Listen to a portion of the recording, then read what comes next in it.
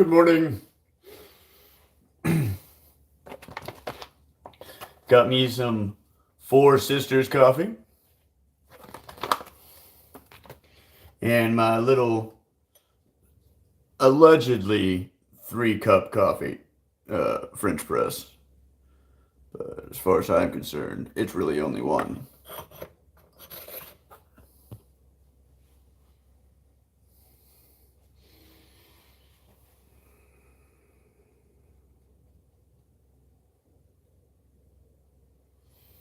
$165 plus plus $15 for the picture.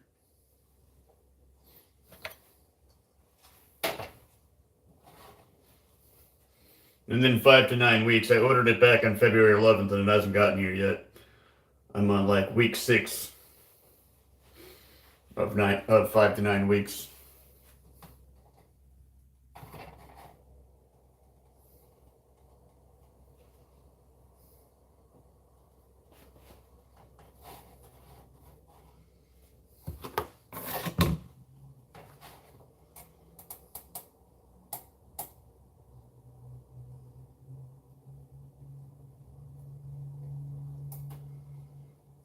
Cool.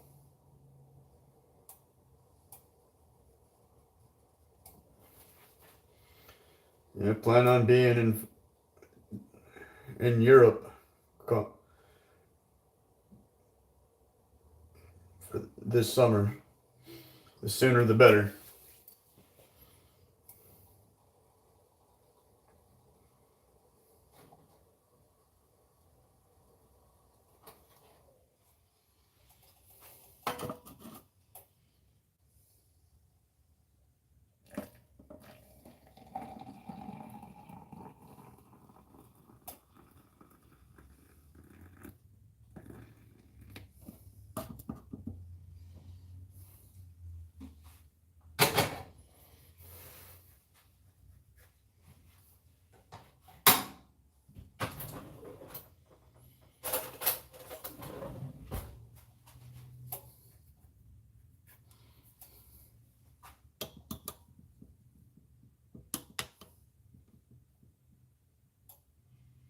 No, I'm just kind of winging it.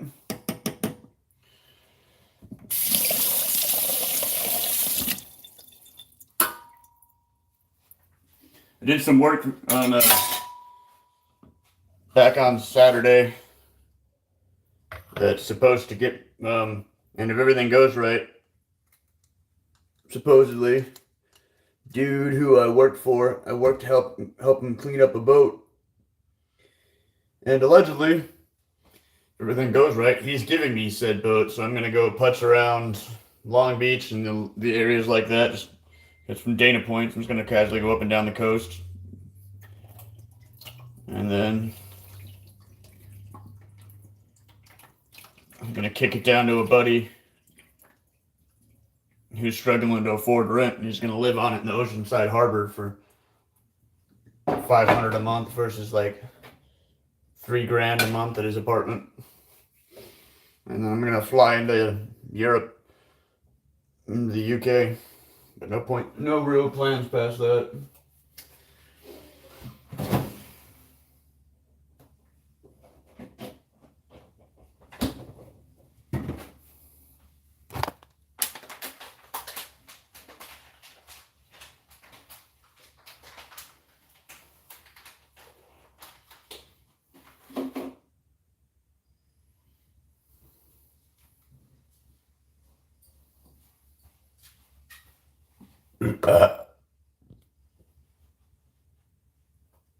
But like initially, I want to go land in in the UK, right there by London.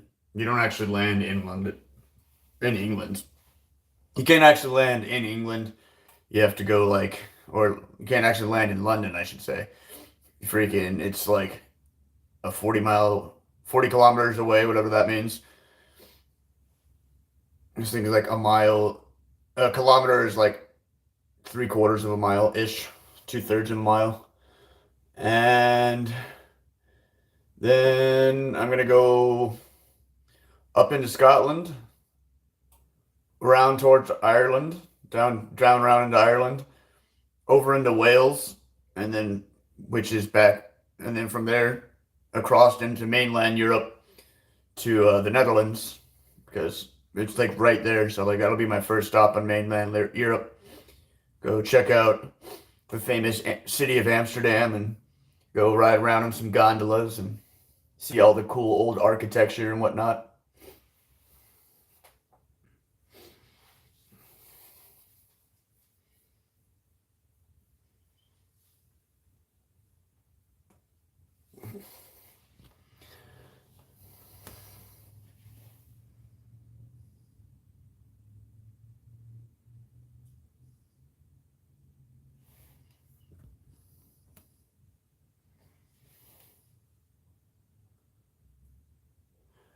That's great to hear, dude. That's the whole point of the channel, man. Is like as it's a travel vlog, slow. It's like that people can like vicariously live through and see stuff. But it's also supposed to like show people that like that's why for a minute like I changed my name back, but that's for a minute why my name was traveling on. Well, the channel name was Traveling on Pennies, was because it was supposed to show people it's like, dude, you don't have to freaking have a big fancy job and work 100 days a year just so you can go vacation for 5 days. You can go do person to person work, just whatever, like do day labor. It's never easy work 90% of the time. Like I busted my ass on Saturday scrubbing down that boat to get that $200 to pay for my phone bill and have a little cash in my pocket to buy the new one of the new Pokemon games and freaking do a little cool thing for my birthday. It's cool. I'm actually gonna play Pokemon Scarlet because I got it bleh, I got it used, and if you get anything used from GameStop, it has a week money back guarantee thing. So I'm just gonna play Pokemon Scarlet, beat it because it only takes like 2-3 days to beat those types of games, and then I'm gonna bring it back to fucking GameStop for a full refund. It's not like I'm like gonna replay it. It's not like it's got like real replay value. Once you played a Pokemon game, you played it. So like get my $60 back. He gave me 60. It was 59.25. So yeah, get that money back and just kind of screwing around for the next like week and a half, waiting for this to checking to see if this boat thing's really gonna go through. If everything happens, it's like I'm probably just gonna be like go from Dana Point just slowly. It's only 43 miles by the road. It's technically like 35-ish miles from San Clemente or Dana Point up to Los Angeles, Long Beach area. I want to go up to Long Beach and putz around up there. I think that'd be really cool. They got a lot of like cheap free day slips or like cheap tie offs or like day/week slips you can get up there for like next to nothing for the boat. So that goes all through. I'm just gonna head up there and go screw around in Long Beach for the next like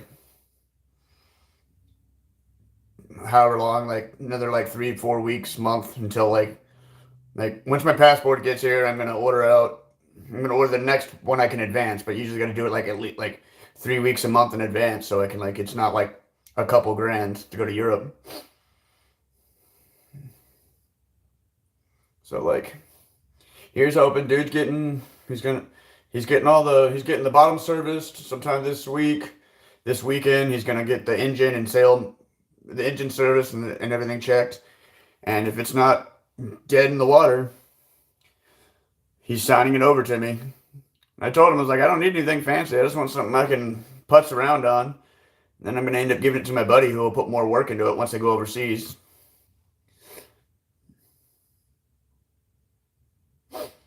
Like that'll be fun to just like goof around in Long Beach, LA area. Go over to Mother's Beach and go up and down that canal and look at all the people from my fancy little boat.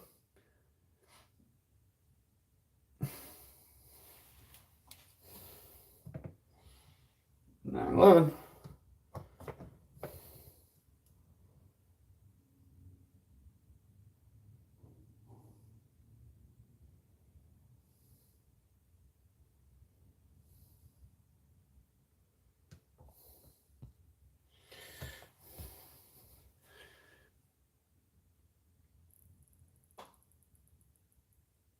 I just want to post up somewhere and chill, Joyce.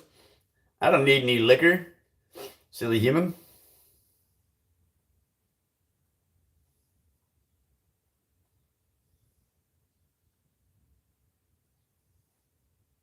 Shoot, I just want to get me a little like waterproof bag, like one of those like waterproof surfing bags, and like I'll just park my boat wherever I can tie it off and freaking swim over to the shore.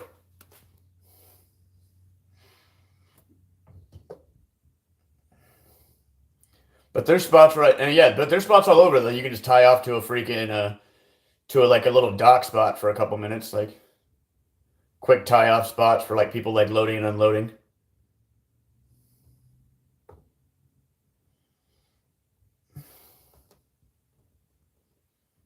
Oh yeah, I've already slept on a boat. I love being on the water, dude. It's so beautiful. It's so peaceful. Something about the water moving beneath me is just so zen. One of my favorite sensations in the world. I'll be right back. I'm gonna go pee real quick.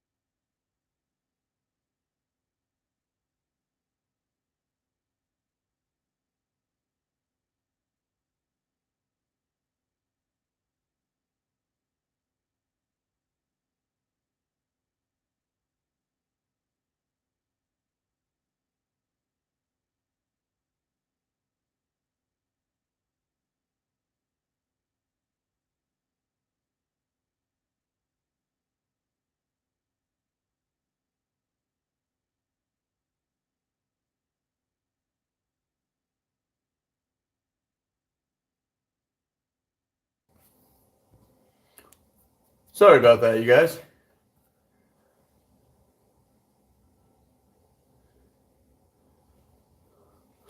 Talk about I haven't peed all night, and then all of a sudden you start freaking peeing, and just like, it won't stop. I will pee for days now.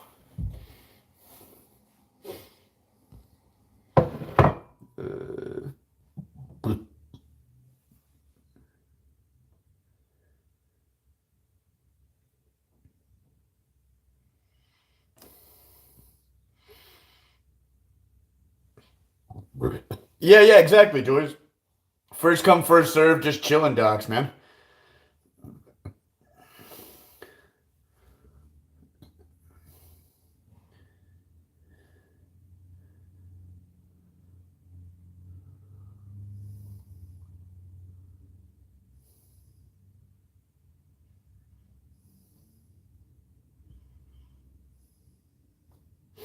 That's all you gotta do, dude, is just go, man.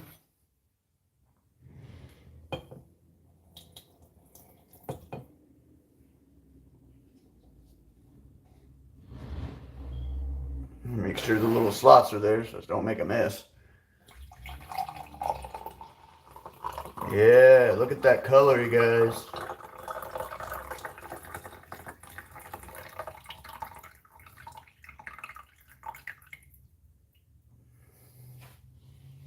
That's what you want for coffee right there. Yes, sir. Yes, sir.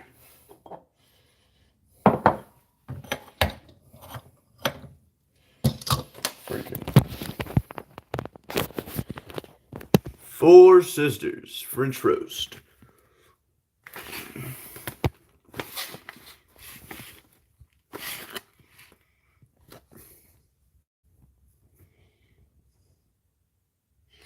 Hand picked and roasted to perfection in small batches. This bag of Four Sisters coffee you are holding was sourced from three major growing regions: Latin America, Indonesia, and East Africa. This intriguing blend of superior coffees lends itself to a complex, well-rounded, lively tasting experience. Unique taste notes complement a rich, smooth cup, good for drinking any time of day. For you caffeine crackheads who be drinking 24/7, 365.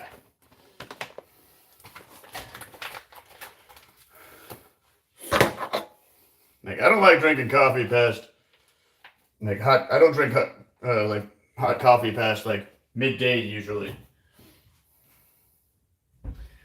But like, I am known to drink caffeinated beverages afterwards. Like, I'll drink a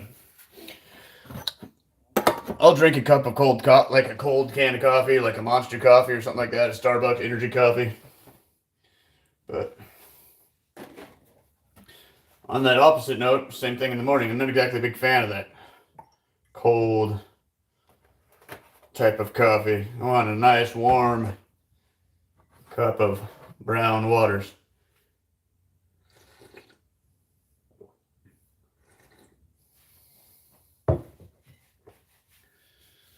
Oh yeah, dude, that's how I make all my money.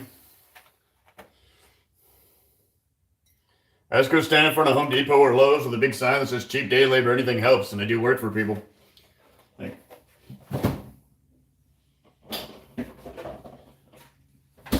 I barely have over 300 subscribers. I'm sure as fuck not making any money off of YouTube.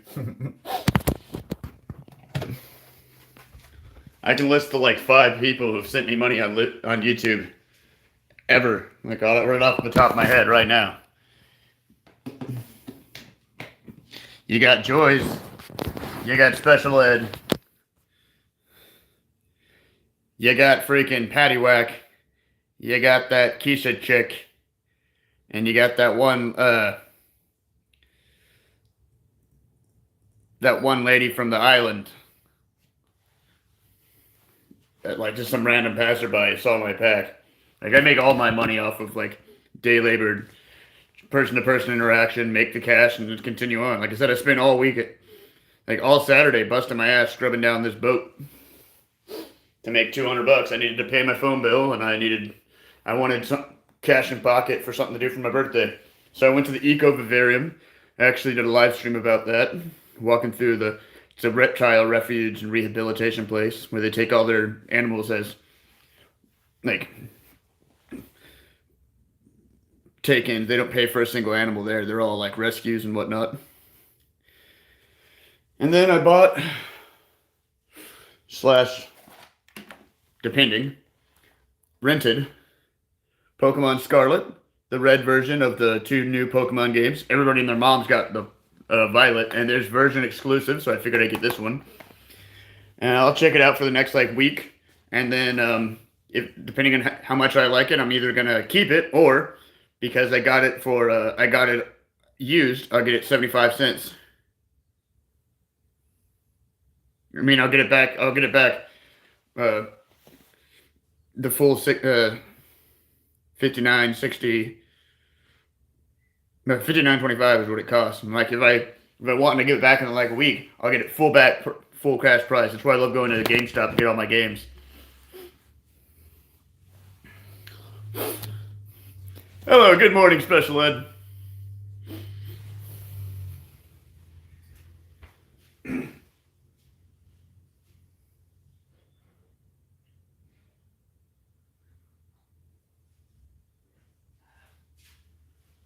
Let's go sit on the back porch and drink some coffee about it.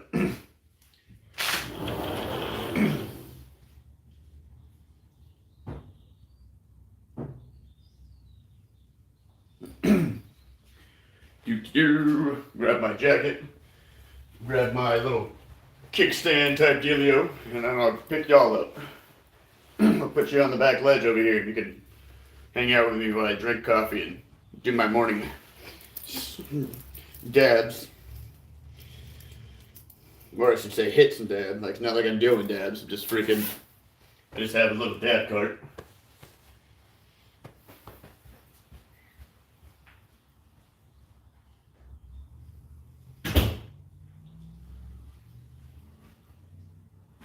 There we go.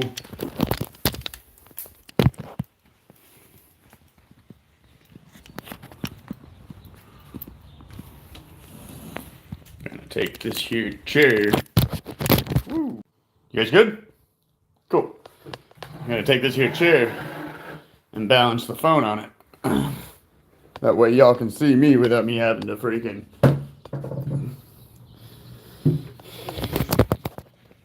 hold the phone nonstop.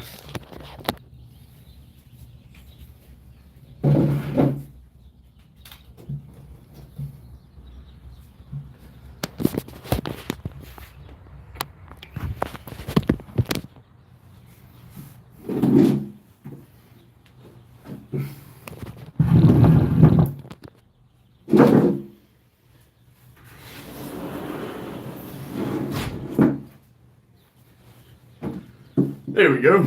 Perfect.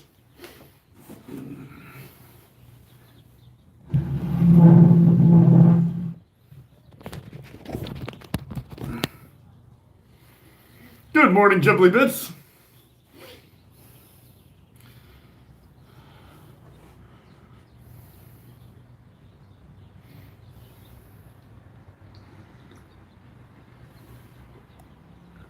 Have to get going. No work today, but I have aquarium stuff and a new project to work on.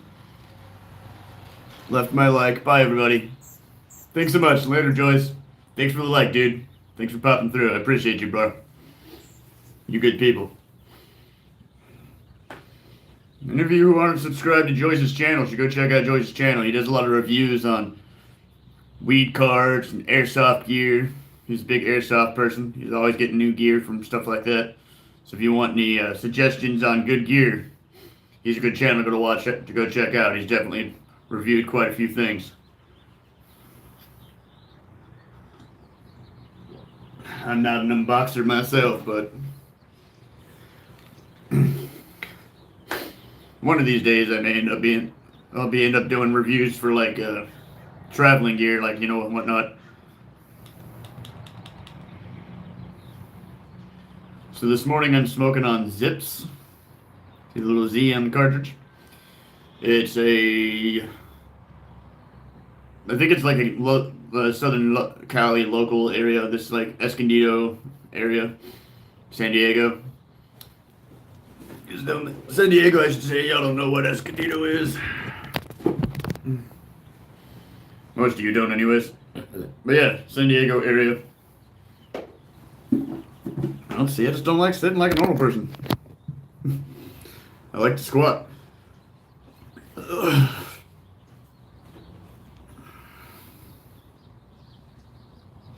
But yeah, dude, I freaking finished packing up today. Go find a chill spot to post up and just be for a little while.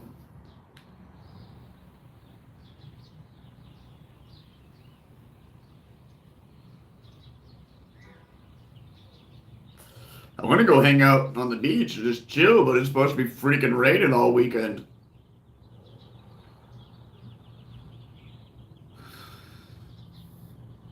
It's supposed to start Thursday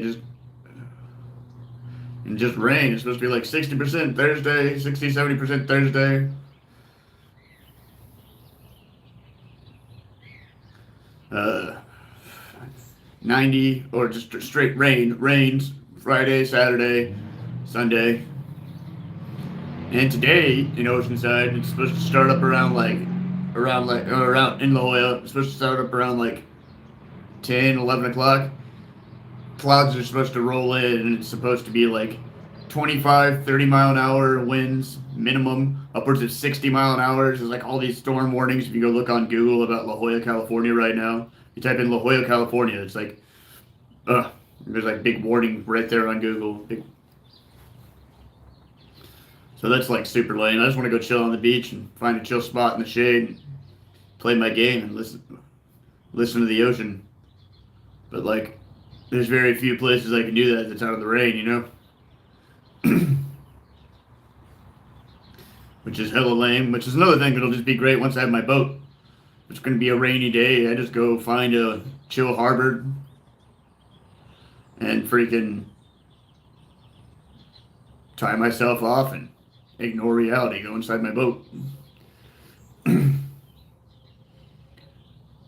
Slab's expecting 53 to 61 mile an hour run. Sounds about right, Special Ed. Really does, man. That's how, like, Slabs is freaking brutal. It's so flat out there, there's nothing really blocking it.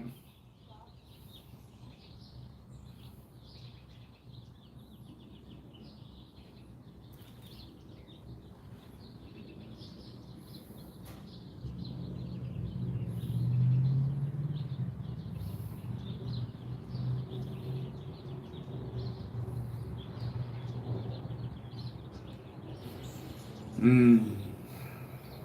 Cheers.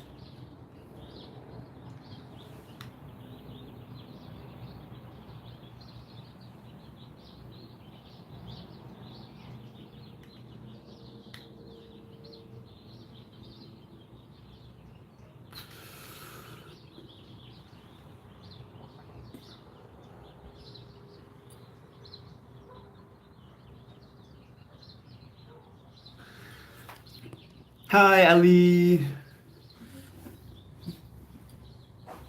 Ali of Baba. Ooh, that was a good hit. Ooh. Whew. That was intense.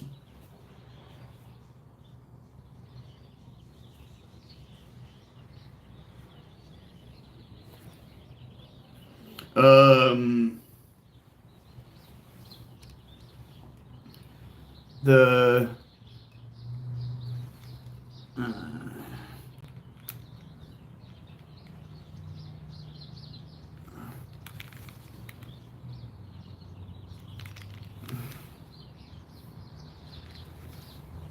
the Yokan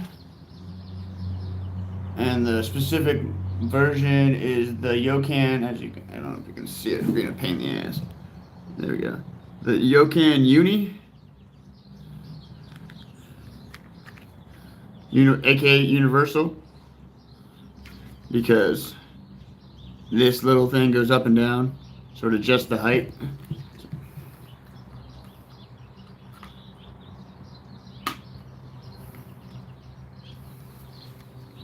See, moved it down. I had it up because I was using a shorter cart, but yeah, You can rise it up and down. Like this is a full gram cart, so you don't need it to be up. But if you get like a half a gram cart, you can slide the little receptor up in there and it moves up the reservoir. Um, it's they're like $35, just like a generic good vape price. But you have to get it offline. I don't know any place that sells them. Joy's got me mine from Amazon because I've been searching for one and I couldn't find it.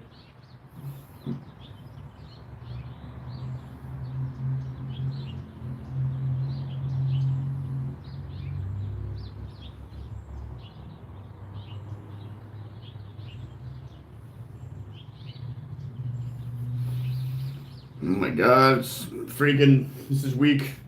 Tomorrow will be 6 weeks since 6 of 9 weeks officially. Like tomorrow will be 6 of 9 weeks that they told me it would take for my passport to show up.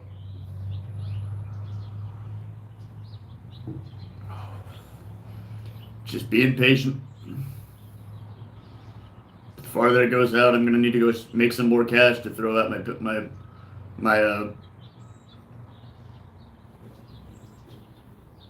my plane ticket.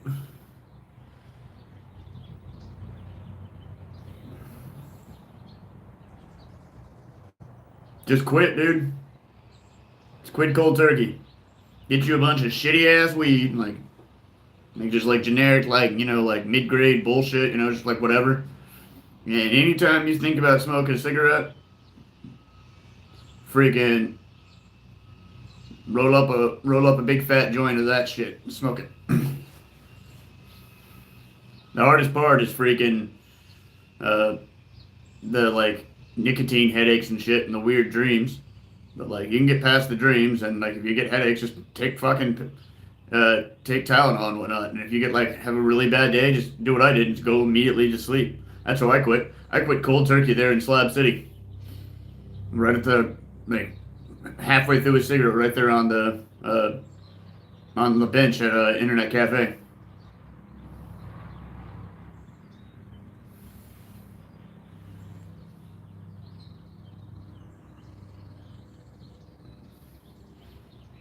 Yeah,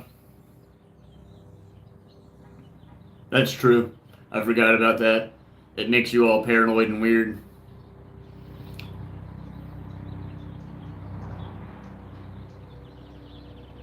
We'll just get you. You're out there, right? Just get you some bullshit weed. You're out in Louisiana. Get you a baggie of some brown bullshit. Like, ain't gonna get you high anyways type of weed. That's what I smoked. I had a big ass bag of fucking just this side of fucking trim, like sugar leafy trim bullshit. Uh, Fucking, and not on the this side, like on the bad this side. That it got this big ass fucking 50-gallon fucking or 5-gallon bucket that just Josh had, and anytime, yeah, dude, the bullets, the shit is the weed. Like it ain't gonna it wasn't getting me high, but it was curing that hand to mouth thing.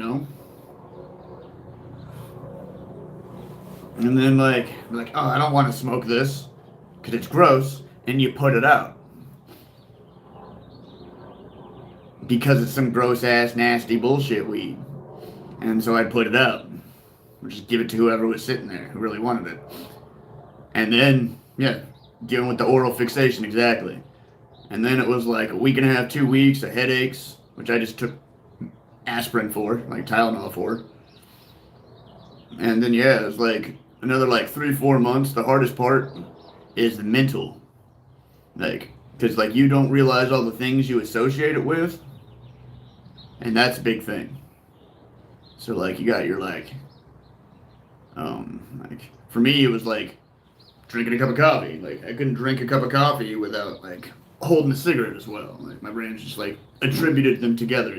Those are one and the same. I was gonna go hitchhiking, like start hitchhiking. Like, the first thing I do when I get bored hitchhiking is pull out a cigarette and smoke. Like my thought process, they're like cool to pull over and give me a ride while I'm smoking a cigarette. They're probably pretty chill, you know.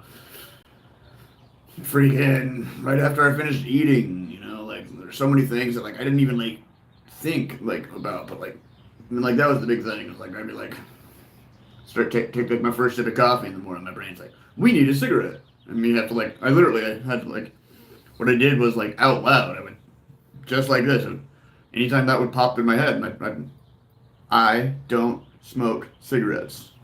Right in my temple. And out loud, just like that. And not anymore.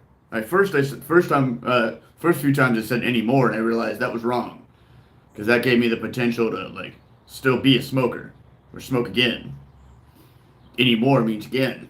It gives the potential for starting up again. So like I was just like, I don't smoke cigarettes. I was like had to retrain my brain. It was just like, hey, we're smoking cigarettes, right? It's like, no, we're not. We don't smoke cigarettes. Oh, okay. Well, look, shiny stuff, you know. It's like redirected to something else, you know. And on the really bad days, I went to sleep. I was cranky for about a week and a half, but that was it. Especially if you're by yourself, it's not like it would really matter. It's been a week of like, you know, because I was only really cranky to other people. Like me telling them that I don't smoke anymore. Like I quit smoking, and they're like, "Oh, come on, you know you still want to smoke," and then try to like give me a cigarette. Hanging out at pirate camp back in the day in the wash.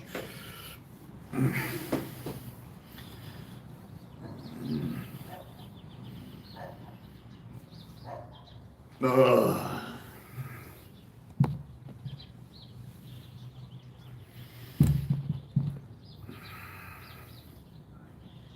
I can't. Ugh. I can't really believe this boat thing's going on. Like my brain's still like half my brain is still like this has got to be fake. Like, is it really possible that somebody not only paid me to help clean it, but then is going to give me the boat just because it's going to save him? I mean, like I get it. It's supposedly saving him money trying to, but like the thought of like this is it's not a big ass boat, but like it's a pretty decent little boat, dude. Like it's got two sails. It's got. I mean, like they're not in the best condition. And I told them I don't care if they're in good condition. As long as the engine works, I can get the sail replaced, or my buddy can when I kick it down to him. I just want a little engine that I can take and putter up the freaking 35-ish miles from Dana Point up to Long Beach. Go punch around Long Beach and come back. You know, have then my buddy can come pick it up from there and figure out whatever he wants to do with it. Jump on the plane and go to Europe.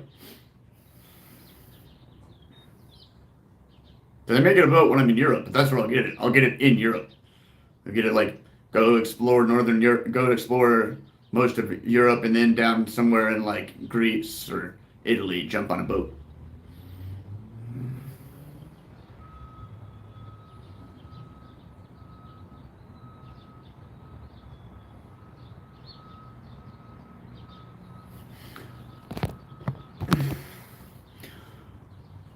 I feel that, Ellie, but you know me, like Nima doesn't believe anything. I've had so much bullshit in my life.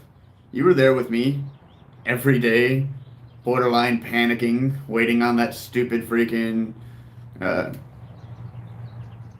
Corona money card to come through, so I could have the Corona monies. Goddamn Rona, man.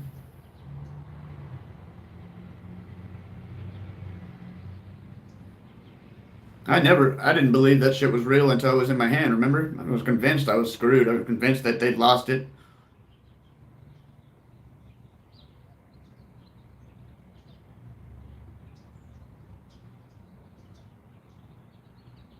Oh yeah, of course, of course.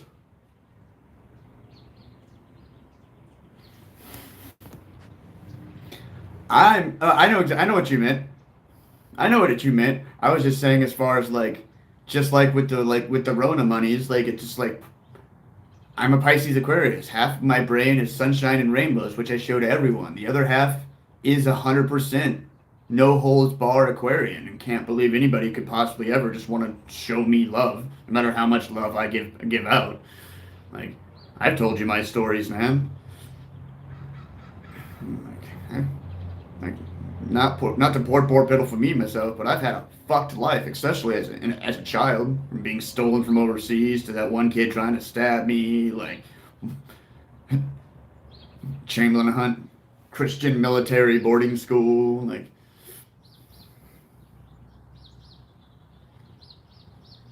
I can go on.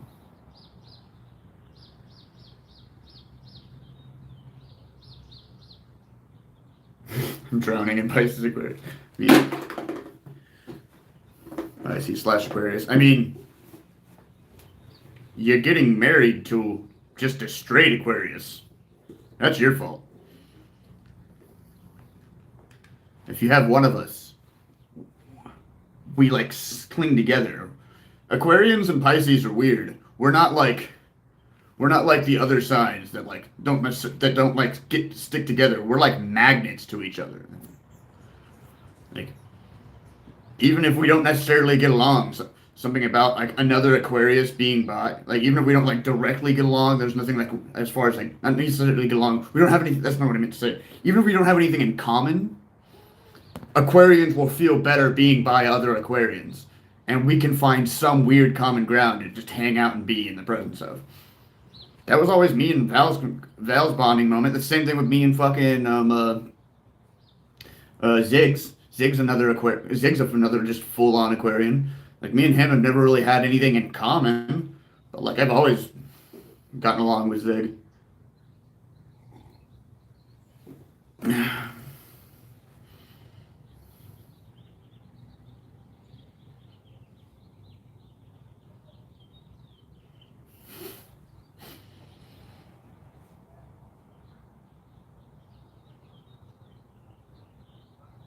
Freaking But yeah, I was born directly on the cusp. My birthday is one of the only ones that's and February is because it's the shortest month is the only one that's not on the 21st between the 21st and the 22nd. The cusp between is the 19th to the 20th, and I was born February 19th at like 2 in the morning. No, 3 in the morning. Sorry about that. They swear I was born directly. They swear I was born on the witching hour. Is what I was trying to say, but like, yeah, right. There's no way I was born. How do they know? Like I was in the middle of nowhere. Like how do they know I was born directly at 3 o'clock, wherever the hell I was? You know. Psh. I mean that'd be cool, but psh. Unlikely. I'm not that magical.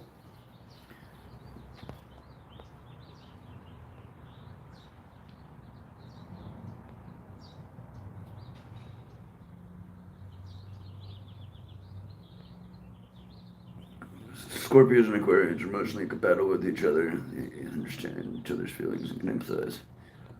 However, they also have different approaches to life. Scorpios are more intense and passionate, while Aquarians are more detached and intellectual.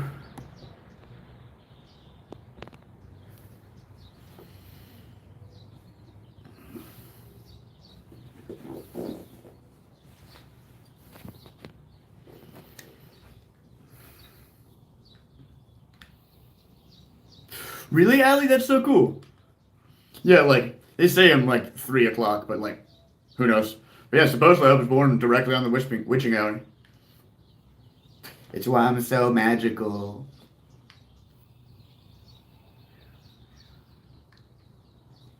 Mm-hmm.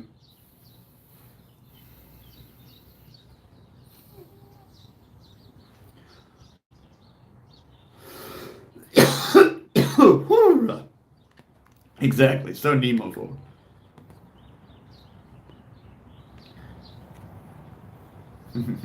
You get it.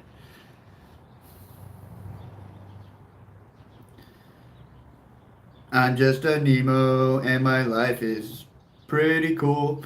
I'm just a Nemo and my life is pretty cool. I'm just waiting to go to Europe. Oh, It made my fucking eyes water. I got hit.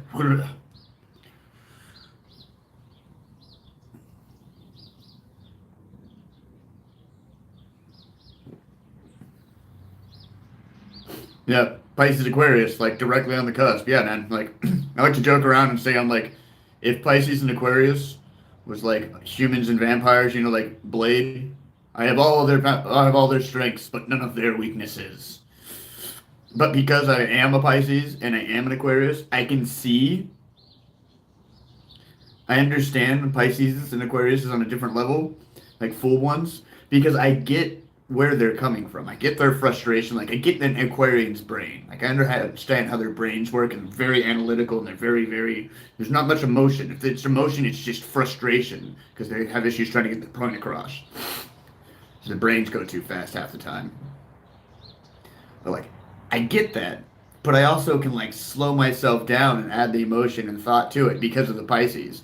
But also on that same note, when it comes to looking at the Pisces, like they're like very emotional. It can freak them out, control them, overwhelm them. But I have that like Aquarian where I can like turn that side of my brain on and like kind of like cut off the Pisces and like I can still see all the beauty of it, but the emotions won't overwhelm me because my brain's just like I am a stoic computer.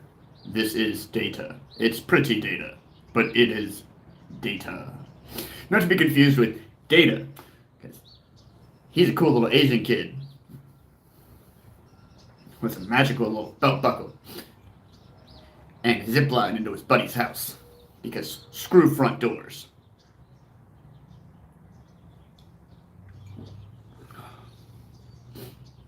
I wanted to grow up and be Data as a little kid. I thought he was like the coolest person ever on that movie. I was just like, what? He has a zip line? That's so dope. And my mom just like looked at me like, don't you dare set a zip line between our house and RJ's house. Because I just looked at her and like, because I have the second story window. This went through my brain. It's like, dude, I could go out my window and right over the back fence, right on his back porch. And she just looked at me like, don't even try. It's like, crushing my dreams, Mom.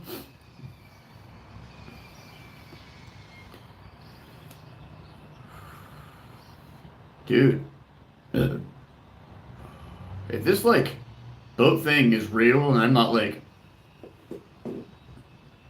and this isn't just another case of some yuppie screwing with a nomad.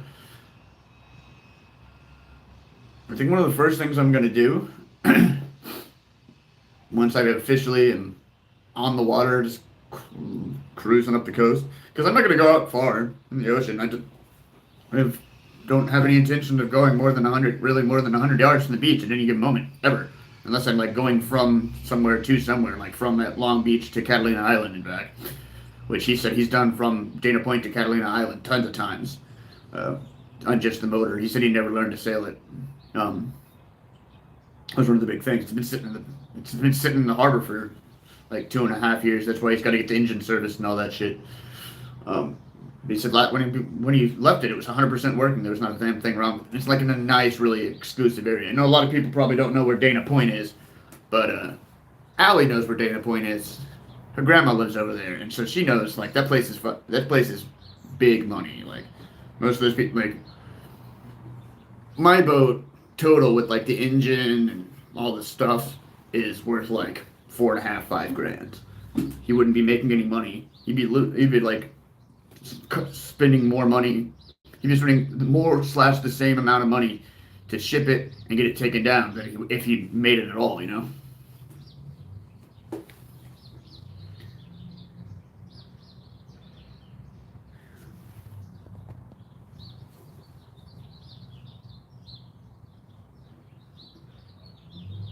Detached, intellectual. Detached intellectual. I mean, yeah. No, I'm not detached. I'm not attached to society because most people suck, but like, I like to think I'm pretty, you know. Um, so The current name is like the petite chef, the little chef. He's like, he said when we were there, he's like, I was like, does it have a name? He's like, I don't remember. And he had to go like look around because he genuinely he couldn't remember what the name was. But no, I don't know what I want to call it yet. I mean, obviously the like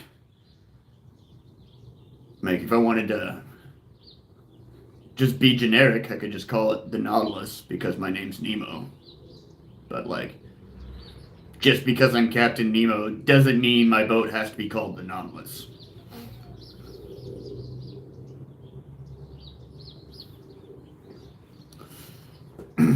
But I'll think of that once I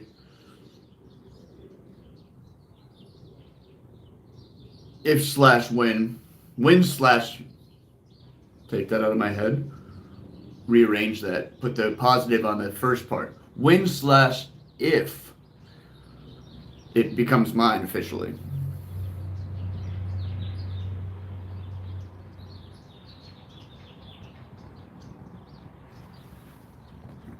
Exactly, Shed Gang.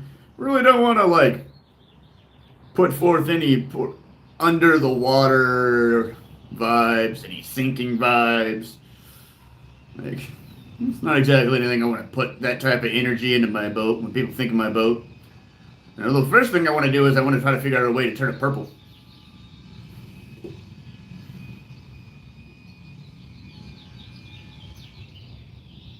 Like get some just like generic cheapo paint, some generic cheapo boat wax, paint it, and then take the wax and put it on there, and then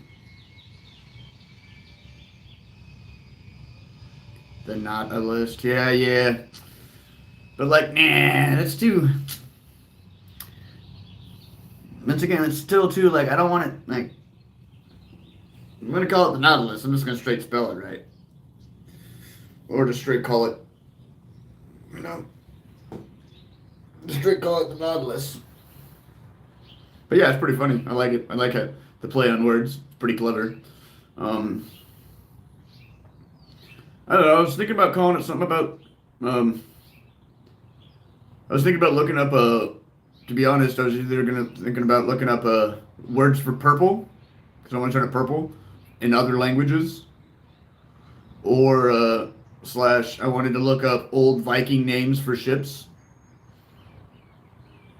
and see what I can find, like old names for old vessels, old sailing voyaging vessels, and rechristen it that way.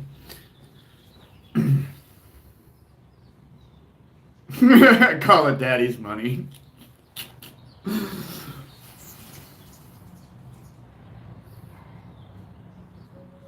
I'm gonna we're gonna go that route. Just put salvaged. The name is salvaged. Daddy's money. Psh, I wish.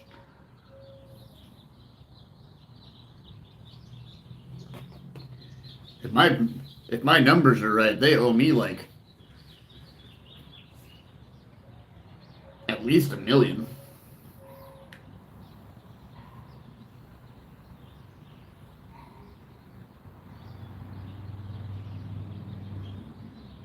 Or not at least a bit. At least a couple 100,000.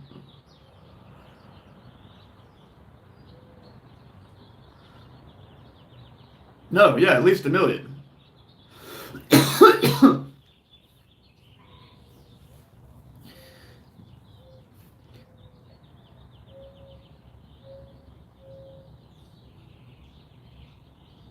Willem Parise and Malagasy for purple. What languages are those, Ed?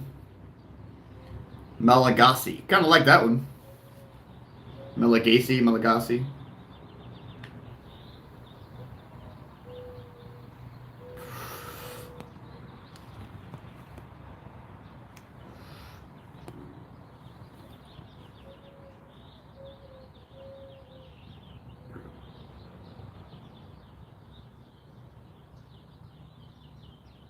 And that's how I chose mine. That's how I chose Nemo, because people told me I couldn't freaking Malagasy, yeah, Malagasy. Malagasy. She's not gassy.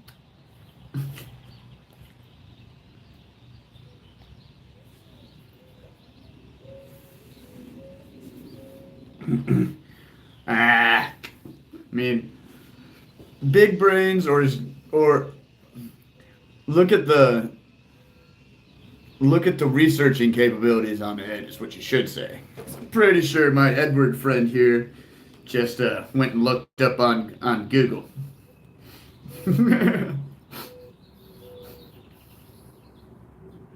Just like when Sean Kai comes in here and starts speaking in like 13 languages at once. That's Nazcan. Anytime you guys see that, it's a goofy ass slab kid, one of the bottle kids. He comes in here and throws 20 different languages. Ooh, that'd be cool. But how do I pronounce it? How do I pronounce whatever that is for purple in Arabic? Because like I'm down to write it in Arabic. Because like that's why I chose my name. It's like I just typed in no name other languages, and I was like, oh cool, Captain Nemo, Nemo Nas, Captain Nemo. Like Nemo Nas is just Latin for no one or no name. I am no one. I am who I am. I am me. Like, what's your name? Like we gotta have a name. It's like I'm no one. I'm just me. We can't just call you no one or no name. But can you? You can if you don't know you're calling me no name. Silly people.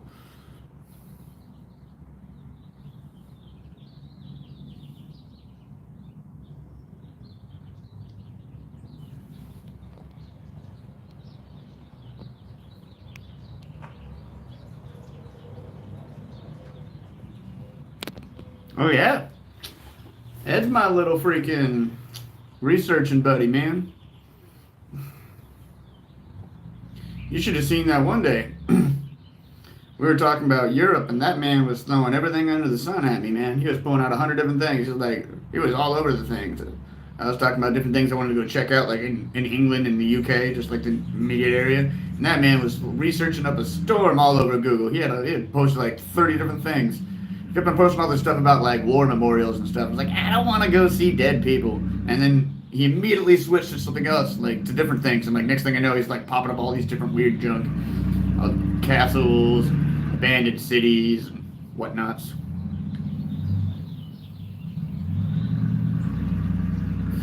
Ooh, speaking of Europe,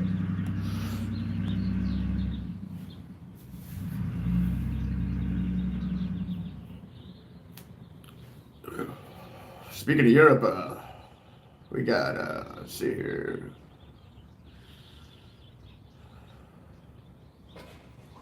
I wanted to check out, try to find like an actual, um, like an actual medieval times place. You know, like go to an actual Renaissance festival. Like, there's a lot of places that they still have like the original towns and whatnot, instead of Americans trying to like mimic old London. Just go to London and go to like just outside of London in some small little village and go to an actual like original town, see an actual castle. Like, oh my god, I can't wait for that, dude. The fact that like in the next few months, like I'll be in Europe. Like, like that's a really weird thing to think about. Like in the next couple months, I'm going to be overseas. I'm going to be in a different country.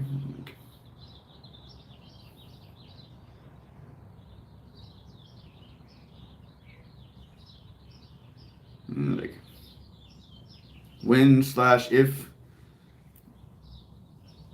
in the next week and a half, this freaking everything goes good with this boat, I could be the owner of a boat and just be floating around in Long Beach looking like a yuppie on a boat. Nobody would know the wiser besides the fact that it's not as pretty as theirs. Screw them. I'm not here for this aesthetics. I don't care what the aesthetics of a boat. Like, oh, the paint's a little chipped up. It's like, so? That's my beautiful baby. It makes me laugh when I see a yuppie, a regular person, a young urban professional, postponing infinite enlightenment, hippie, higher intelligent person pursuing infinite enlightenment. Anyways, when I see a yuppie uh, with their little car that they go to work every day in, and they like get the tiniest little scratch in the paint somewhere, and they're like freaking out, spending thousands of dollars to get that little scratch in the paint fixed. Thousands of dollars for an aesthetic detail. That's it. There is nothing physically wrong with the car past that. Like, it runs and drives 100% exactly the same. But it has the tiny little scratch into the paint. And they're like freaking out about how they're not going to be able to afford it. What are they going to do? Or they go and pay for it and now they're just broke, freaking out how they're broke because they had to go fix their car. I'm just like, psh. I get it, Shed Gang, but it's not a big bougie boat. It's not bougie. It's just a boat. Like it's worth like 3.5, 4 grand, 5 max maybe. 1,500 of that is the engine itself, if it still works. Like, how's the big stressor for him? It's like, it's not like the big fancy boat.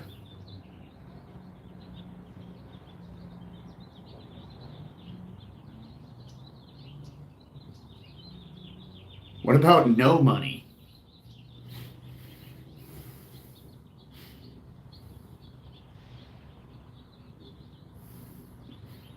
No monies, but MONIES.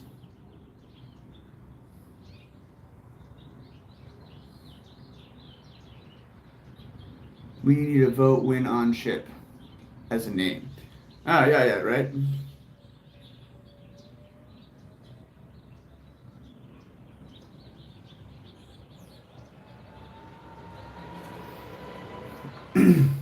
I was thinking about maybe doing that, like, if it doing like that'd be cool to like do a poll. That'd be kind of cool. Like do a YouTube poll.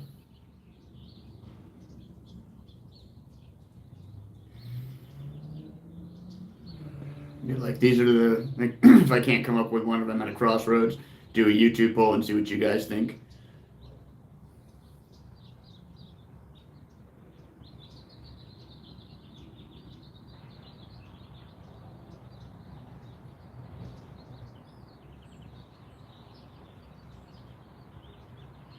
Hmm.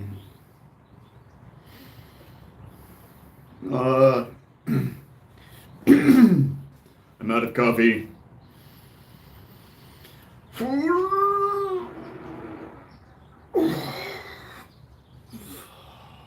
Hmm.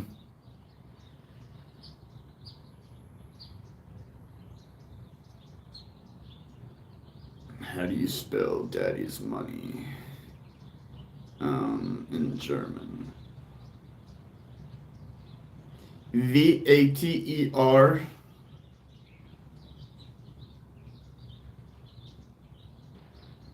DOLLAR. There's a dollar. I'm pretty sure. VATER. Father is father. Fathers. And then just say dollar. Vaters dollar. Das Vaters dollar.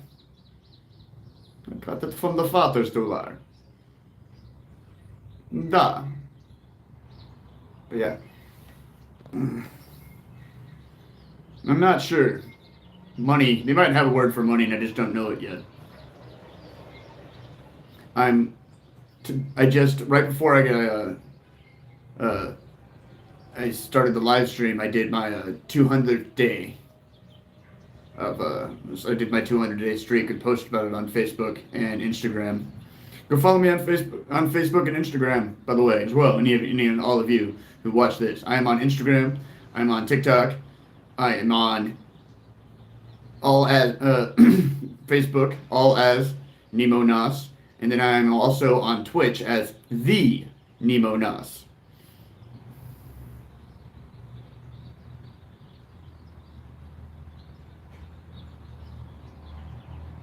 Cap checks James Lurk me.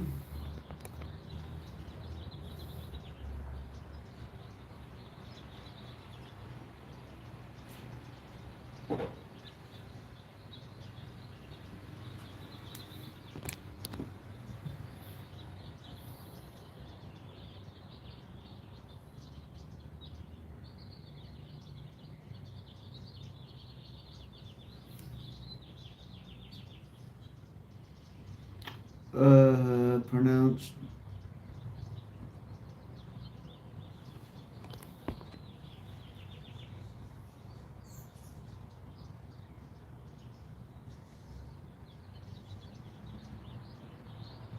Means Nemo in whatever language that is.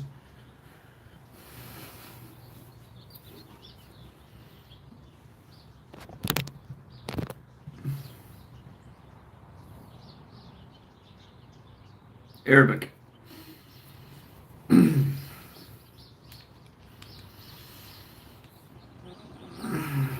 That's dope.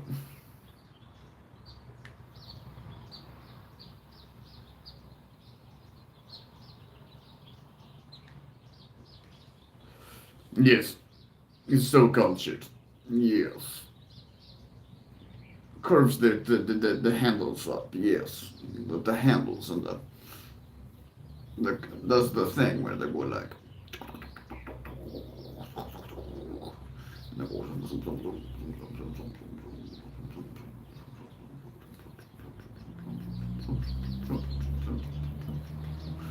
Beard. Just joking. I'm not gonna freaking. It's not long enough for me to want to braid it. I have braided it before, but I want to wait till my beard's all the way down. Like this is down here further. It's about mid chest before I start braiding it. But eventually, put it in braids too. Yes, Professor Ed.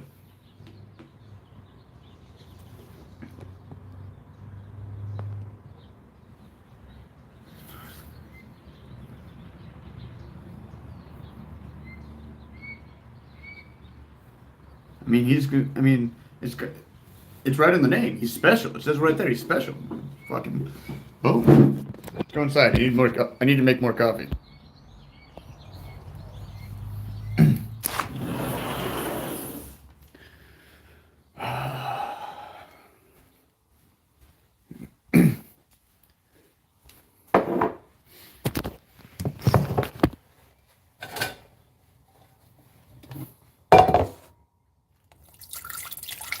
Water quality in this area sucks, so you want to put everything, even coffee water, through a filter. You're drinking it, might as well use the filter.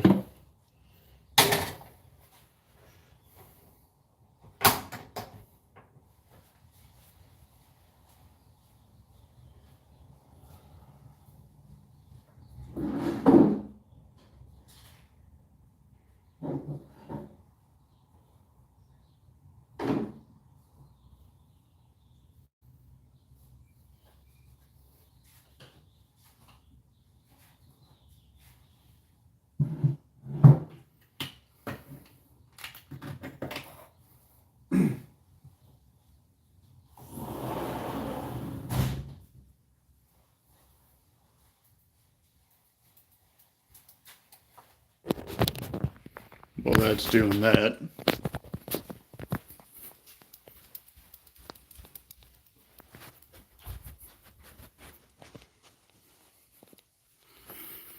Hi, sweet girl. My mama's. You good girl. You good Maggie's. You good baby. Say hello, Maggie. You good girl. Yes. fall asleep in my hand. Choco baby, I love you too.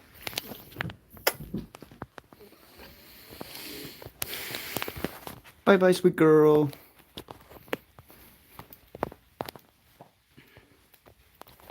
Because Maggie. If I'm here while I'm live streaming, I might as well show you Maggie, you know? Because puppy stuff. Okay, let's see here.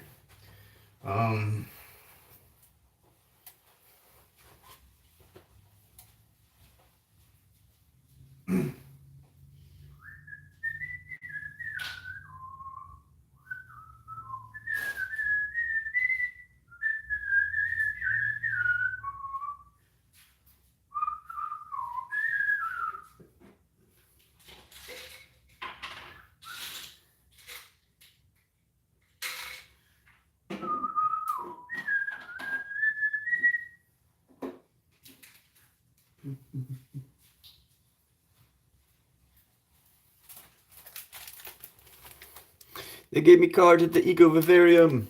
Because it's my birthday. You get these for free. Otherwise, you only get one card and they give them to you randomly. They assign one each day randomly. But I got multiples. So we got this little dude. Give me a second. I'm gonna drink some water real quick.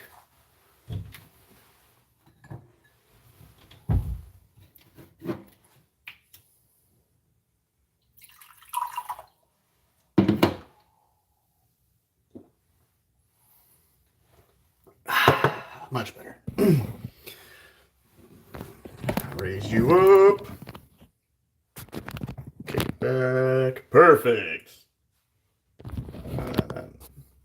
Kitchen light is a wee bit intense. There we go. Much better. So we got Bullfrog. Ambassador name.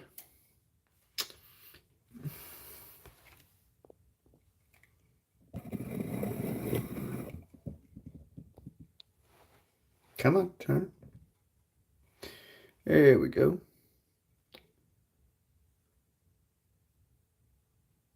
Let me see if I can't clean up that lens real quick.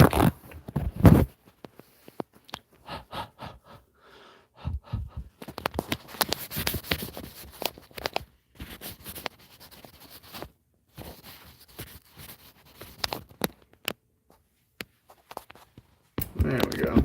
That might help you guys be able to see a little bit better. There we go.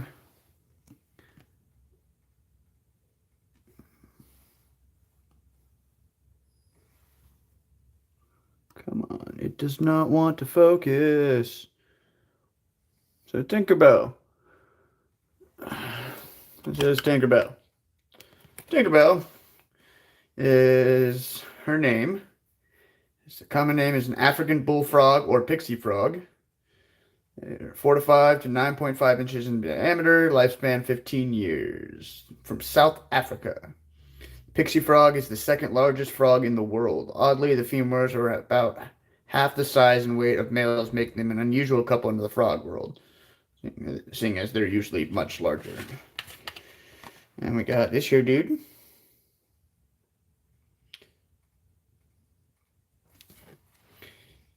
Ambassador name Aria, A-R-I-A.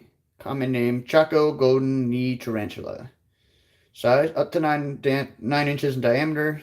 Lifespan 10 to 25 years. Diet insects and small mammals. Status not threatened. Locality Argentina, Paraguay, and South America. Oh yeah.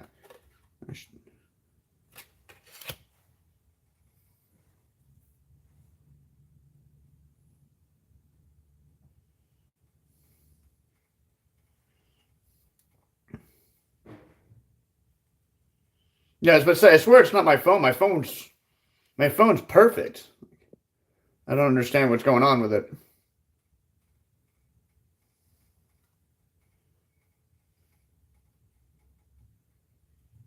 Uh,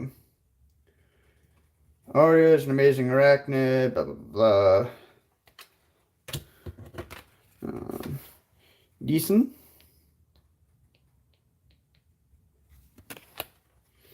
Is Houdini, is San Diego gopher snake. 2.5 to 7 feet long. Small diet, small mammals, birds and their eggs, lizards, and even insects. 30 lifespan, 30 plus years, not threatened locally, Southern California. Gopher snakes are non-venomous and are not harmful to humans. Many people confuse them with rattlesnakes with good cause because gopher snakes are excellent mimics of the rattlesnakes. Like the rattlesnake, they have keeled scales. When threatened, they flatten their head, giving it a triangular coil, and vibrate their tail on the ground, producing a rattling sound. In nature, this behavior protects it from predation.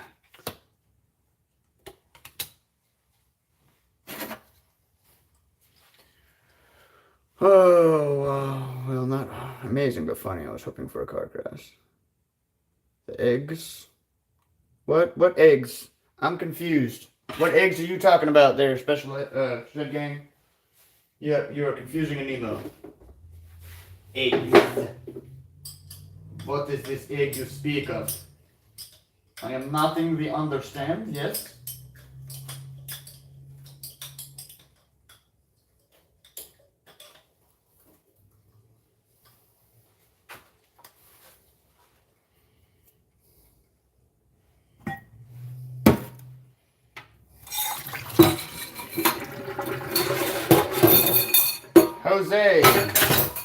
Jose, that's the making my way across America person. I'm still not exactly familiar who this Jose is. That's the one who put me on. That's the person. See, I don't really know anything about them. But my only interaction is the fact that they put my name on freaking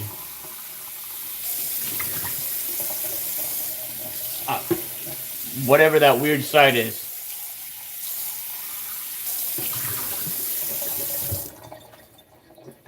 Which was kind of annoying. Not the biggest fan of that.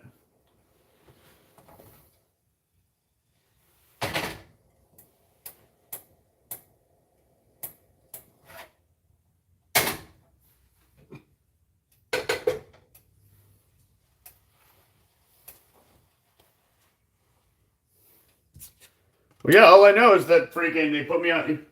They posted about me on that freaking internet site, and next thing I know, I had like 100 fucking trolls. Yeah, there we go. IP2. Thank you. Yeah. All of a sudden, I was on IP2 and freaking. I'm in IP2 and everybody and their mom is freaking tagging me in their dumbass little hater posts. I went from like. I jumped in like followers. That was pretty cool. I got like 50 followers in a day, but 90% of them were just trolls. I mean, none of them really come back and done anything since, so it's just follower count, which is kind of cool. But like, it was still like, it's like, really? You're gonna put me on the troll website? And like, I spent that whole time, that whole like hour and a half, 2 hours of that stream was just a bunch of haters talking shit. Somebody was talking about how they were going to show up and egg me. It's like, why do I deserve egging?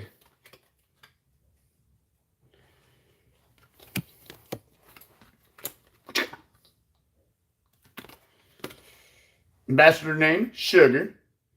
Common name, Desert Iguana. Size, 16 inches, snout to tail tip. Lifespan, 15-20 years. Diet, plants and small insects. Status, not threatened. Locality, southwestern U.S. and northwestern Mexico.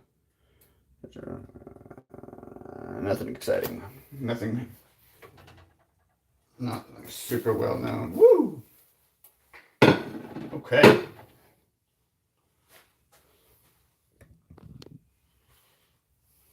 I mean, they can lurk and do whatever they want. And I expect, I know how it works, man. I'm not famous, but I watch famous YouTubers.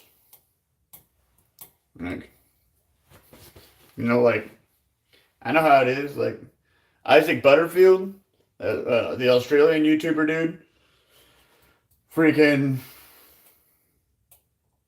he says that like he doesn't even read the comments anymore. His wife does, and he's when he's with his editor, he does, or during a live stream he will. But other than that, he doesn't read the comments at all because he's just like he's convinced that once you reach a certain level of fame, 65 to 75% of the freaking comments you get on any video are just some negative BS, and he's like, it's not worth the time. He's like, the people that like are genuinely happy and are trying to show express joy to you will reach out to you in some way. They'll send you a letter or like do a big e-chat so that you can notice it on the stream, but like something like that, So I'm just like, comes with the thing. If I was worried about trolls, like I wouldn't be on the internet, So it's one of those things you roll with the punches.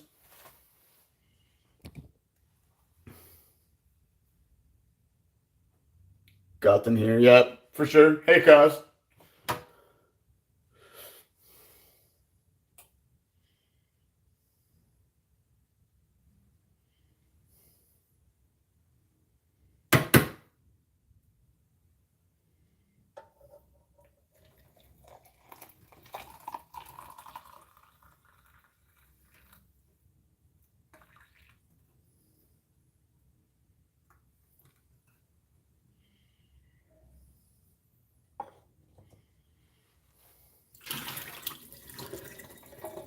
You got what there, Cos? You got trolls on your channel too, is what you're saying?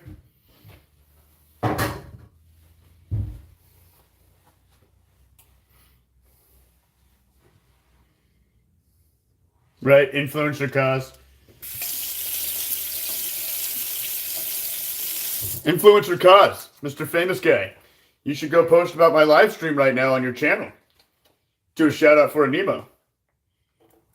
Mr. I have thousands of subscribers. All fancy status. You can tell him be like, hey, my friend Nemo, he travels. If everything goes well, he's getting a boat in the next week and a half. Follow the boat adventures.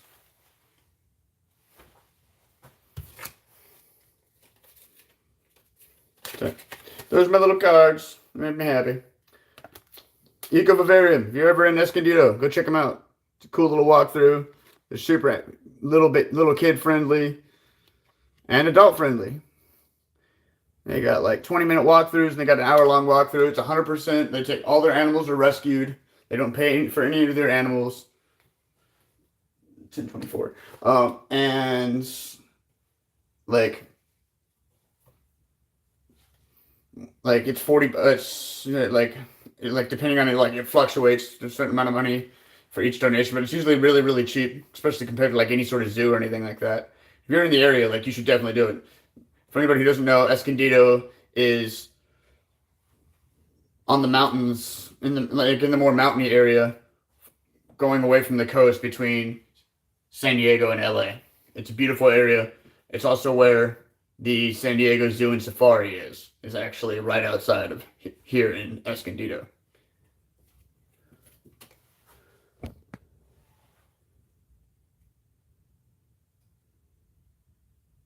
Influencer caught in the house. You can hang out with another special ed?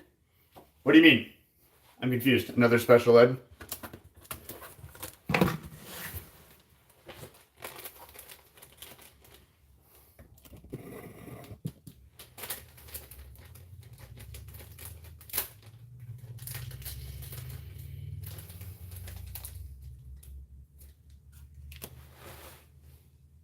Oh, yeah. Right. Yeah, and you can go hang out with another Ed because Ed. Oh, Ed. Ed the tortoise. Yes. She's a beautiful, beautiful baby. Only 24 years old. She's just a baby. I say that because she can live. They say like they live to live to be 200, if not more. No offense, Ed, but like she's a way more special of an Ed than you. That's a pretty special Ed right there.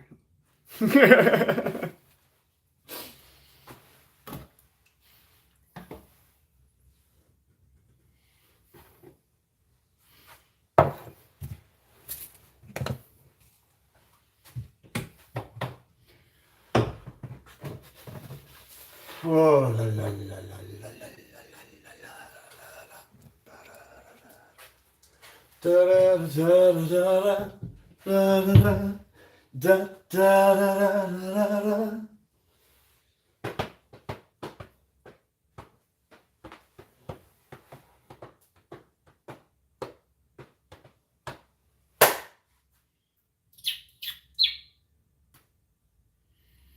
With it, well, if time is money, then we're all born rich as kings and as queens. We don't need anything. This life is but a dream.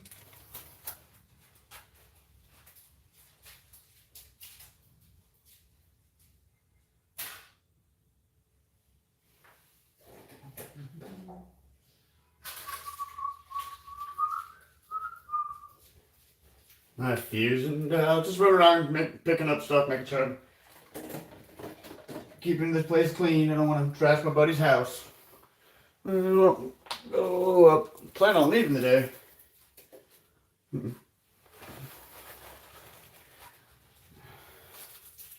think I'm gonna try to hitchhike up towards go up towards Dana Point and whatnot. I just need to find a chill space, like a little bridge or cave, something where I can get in under and hide out in.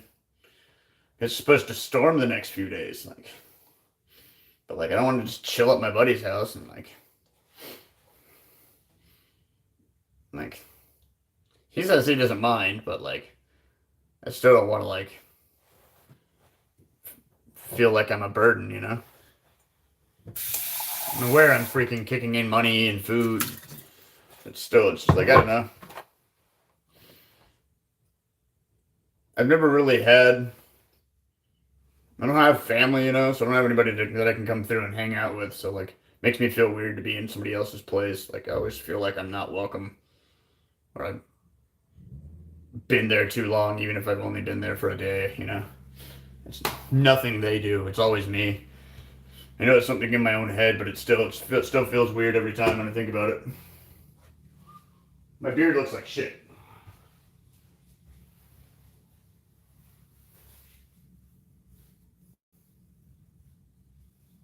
Oh god, my beard looks like shit. Okay, let me grab my beard balm.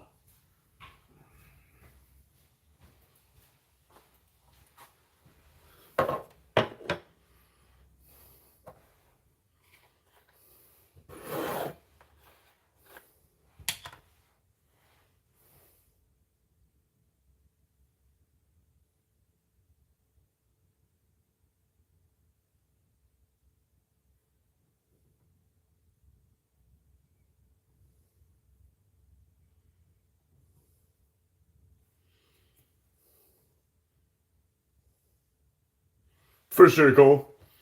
I know I can't be the only person, you know. It feels like that.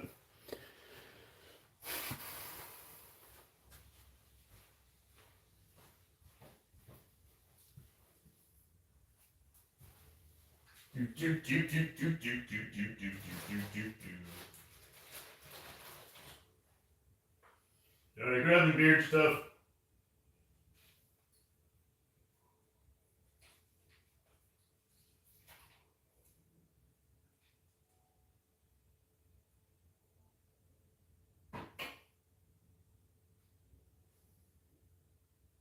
I'll be right back.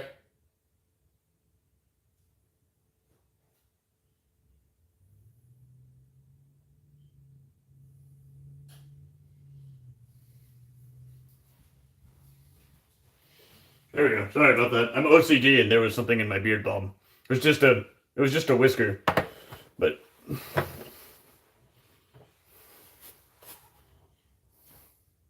pretty OCD when it comes to my hygiene products.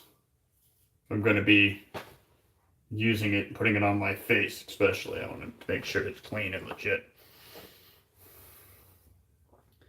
This is one of the only beard balms, hands down, seriously, one of the only ones that I like and actively use on my own personal beard. A lot of people, they're just just condition it.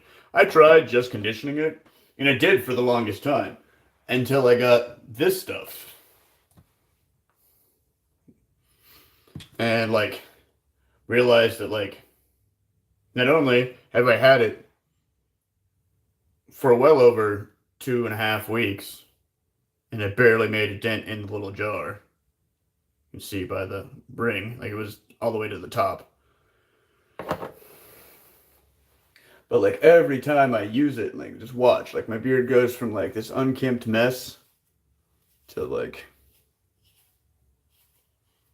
one couple strokes for that side, another few dabs for this side.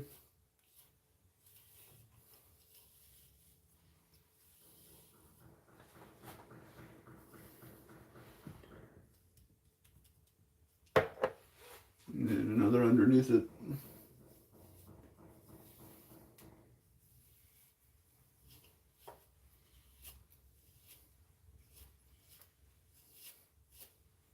Like, boom, dude. Feels so much better. Way looks better. Feels better. Like that. Whereas like you can use a brush, but like something more like adding the oils to it, like like once your beard starts getting long, like I think that's a lot of people like, I can't grow a beard. It gets too brittle. It starts getting long. It's like, yeah, because you need to freaking condition it. You need to like give it oils. And like this is like got like can't remember which ones off the top of my head, like the generic ones, Jojob and whatnot. And like it really, really does help. Like look at that. I mean like I don't my beard's not nearly as nice as this Amish gentleman's, but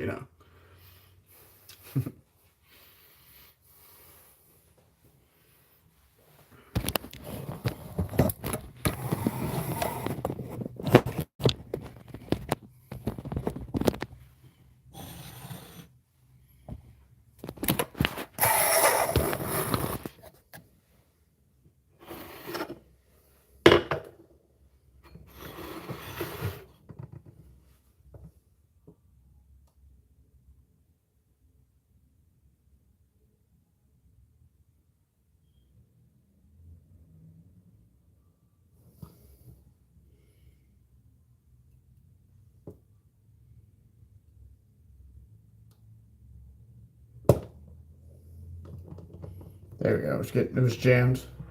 I'm trying to push too hard and break it. There we go.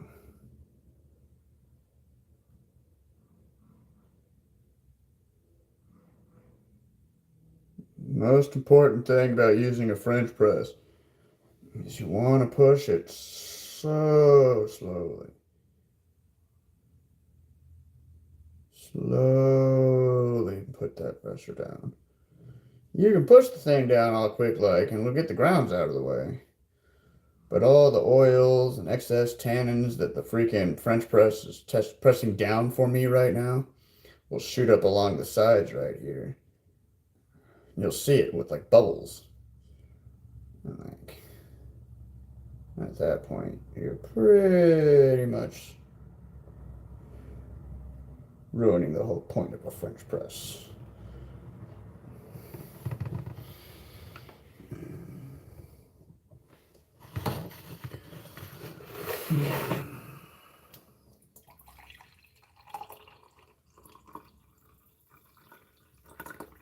Or at least in my opinion.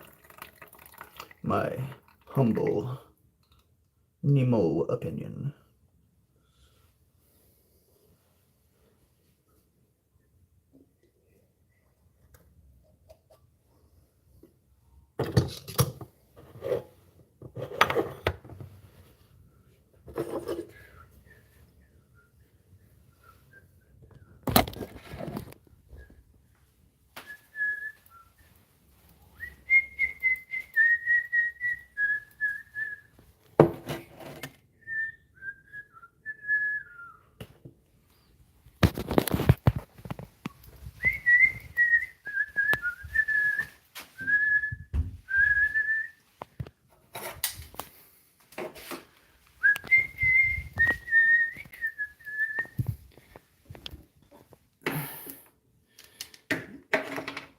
sometimes you'll be adrift and find yourself. I got to put cream in. I'll be right back.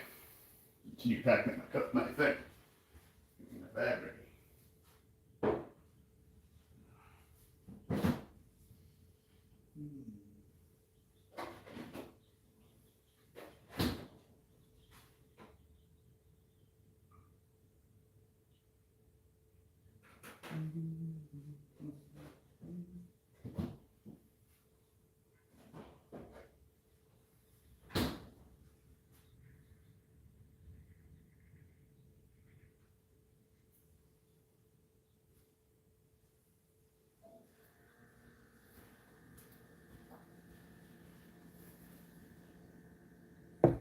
Go find me a dope bridge to chill under. Hide from the rain. Hit up my buddy and borrow this from him. Ready Player 2. I listened to the audiobook of the first one, but I can't find it anywhere on the internet without paying for it. And he already has it, so I think I'm gonna borrow this. Go chill underneath a bridge somewhere. Because it's gonna be rainy for the next few days. So I'm out of his hair, and so I have something to do while in the rain. Because like I only have 2 little 20 millihertz batteries. When those die, they're dead. When those die, they're dead. Yeah.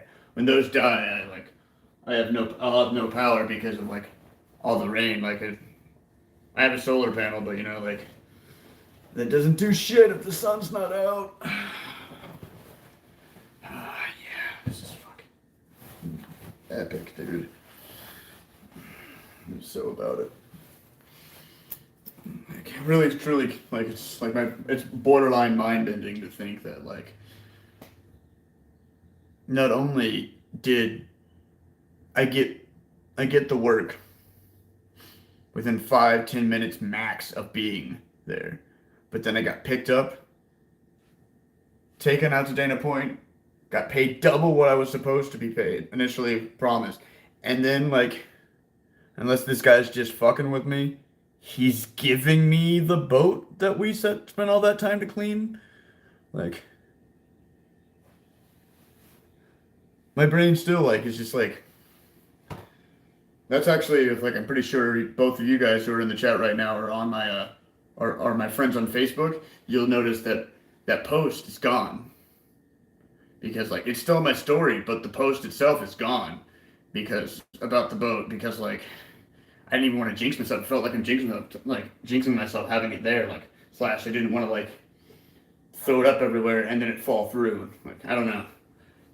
Didn't want to put my universe on blast until I know it's official. It'd be really cool to be able to go up to San Diego and go up to LA, Long Beach. It's only it says 43 miles from Dana Point Harbor to Seal Beach, Long Beach, and but this is the beach. This is the beach right here, here's the 101. There's Dana Point, the water's here, harbor. There's my boat. The beach goes up and around, and there's Seal Beach up here / Long Beach right there. But it's gonna it's showing me 43 miles to go over into the mainland a little bit and follow the road up and over. So I assume it's closer to 35 miles ish, just straight there. Less because you're going in and over and back again, Closer to 35, and that's totally doable on a tank or 2 of gas. If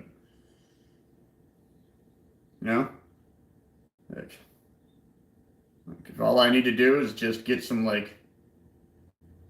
20-gallon gas jugs, and fill it up with the freaking gas. So whenever my gas goes out, I just fill it again and continue going. So I'm not worried about being trapped in between each of the between fill-up stations.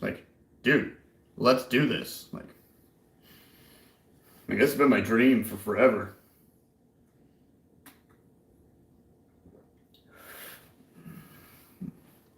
hell yeah, I want to go fuck around with a free boat and then be able to give it to somebody as a blessing when I leave to go overseas.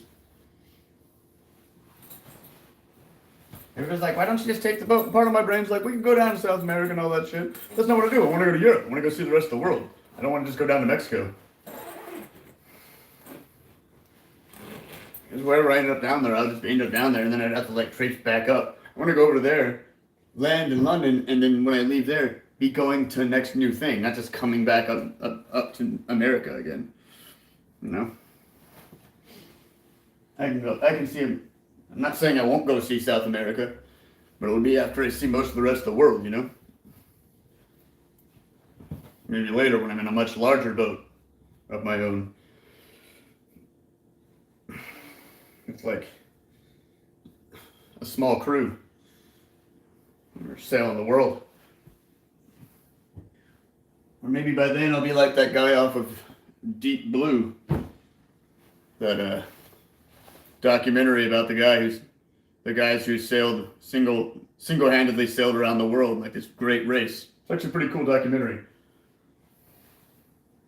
Watched it with one of my YouTube subscribers who had came out and visited me and the rabbits back in the day. I haven't talked to him in years though. Hello, other people in the chat, whoever just came in. Nice to see you. I'm packing up and getting my bag ready. I was gonna leave yesterday, or in the morning. I was just gonna wash my gear and stuff because all my clothes had gotten like soaked with like harbor goop and like all the chemicals and stuff from cleaning. Washer went fine. But their stupid dryer here, like they use it on like a credit card system with this app called like Washer or whatever, like some dumb washer app, and like it made it really hard to freaking get it to work, and it wouldn't function right with the washer, with the dryer, I mean.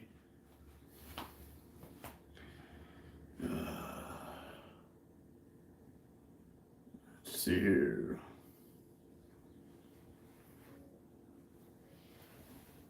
Yeah, I'm just gonna go find a spot to post up for the next little while. And I've still got a few week and a half, 3 weeks for my passport to come through. So 9 weeks. So here's waiting.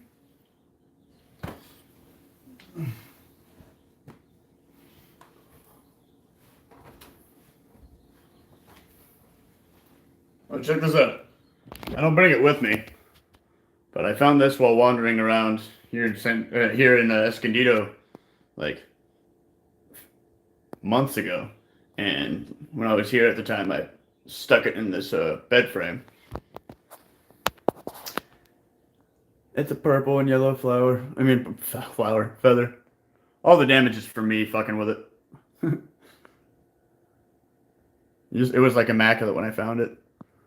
That was pretty cool. Like, oh yeah, purple and gold, that's me.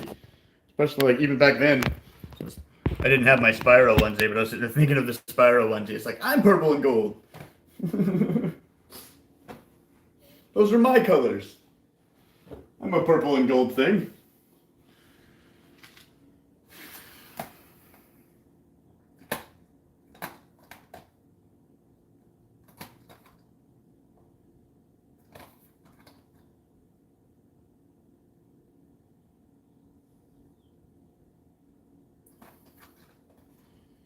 I don't know, you guys. One of those things where, like, I really hope it, like,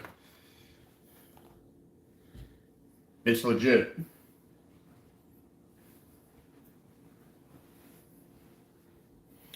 Let's see here.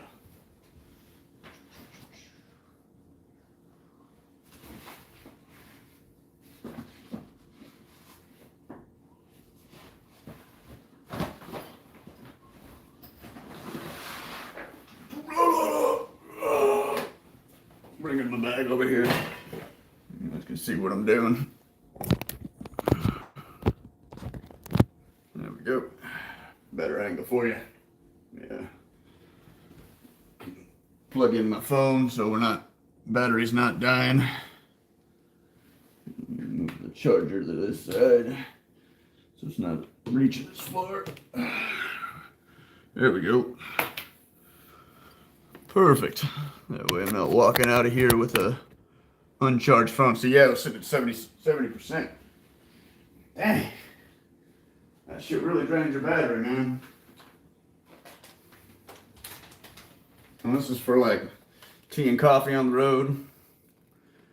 I'm stuck getting like shitty coffee, or if I need to make it in the morning. Creamer or anything like that shit'll bust in your bag. But this shit, Laird Superfood Creamer, made by surfers. It's no preservatives, no artificial flavors, no highly refined sugar, no refrigeration needed, man. 'Tis the shiz, man. Superfood Creamer.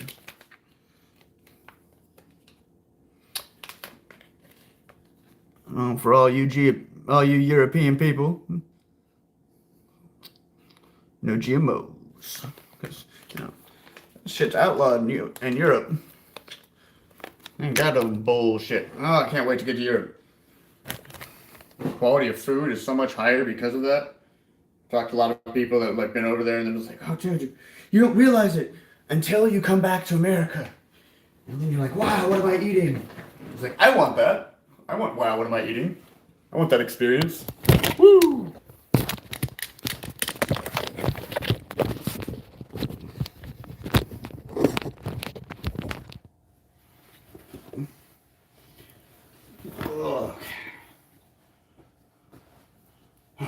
Okay.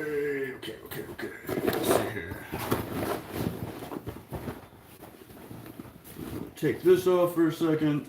Trench coat. I'm gonna hang it on the door and let it air out for a little bit.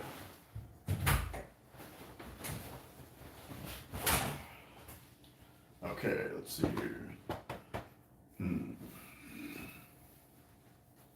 Oh yeah, it feels so much better. Seriously. You beard having humans. Rushing stuff into your beard. It's seriously just like a special type of pleasure, man.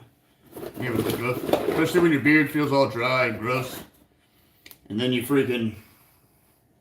You can feel it. It's like, you can see it too when your beard's dry. Perfect. Like, it's such a nice feeling to be able to like, know that it's clean, you know? It feels healthy, vibrant, and alive.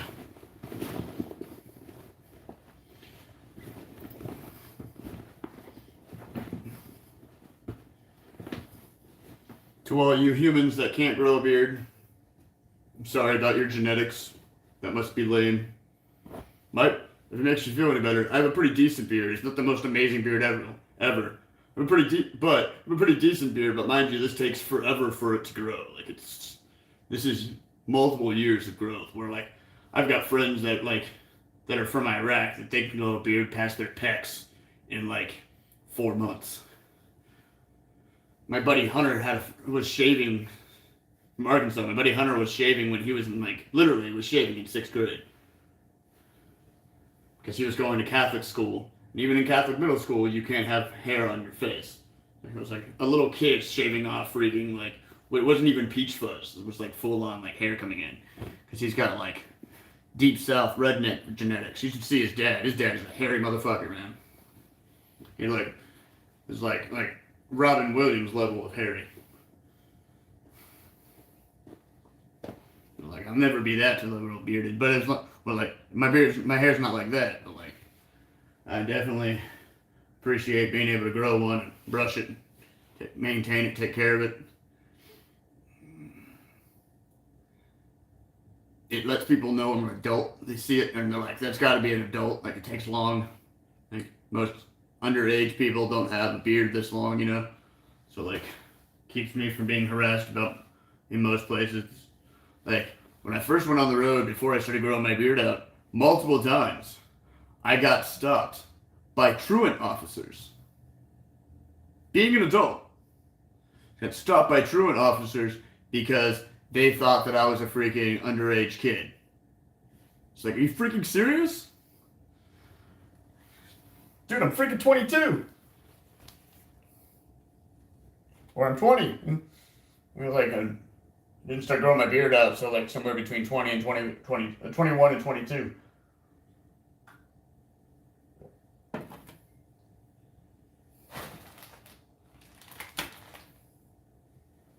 And I've trimmed it off a couple times.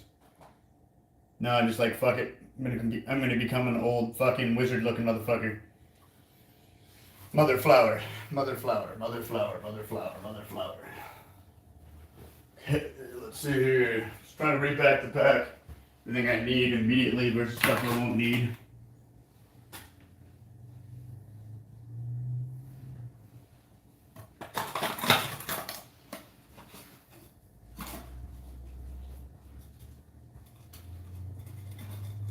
I don't plan on doing any fishing really, so I think I'm gonna leave my fishing pole here with my buddy. I'll pick it up before I head out.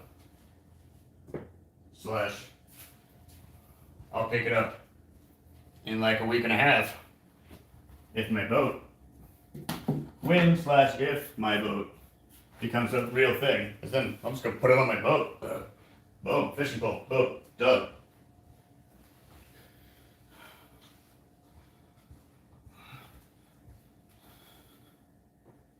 See here.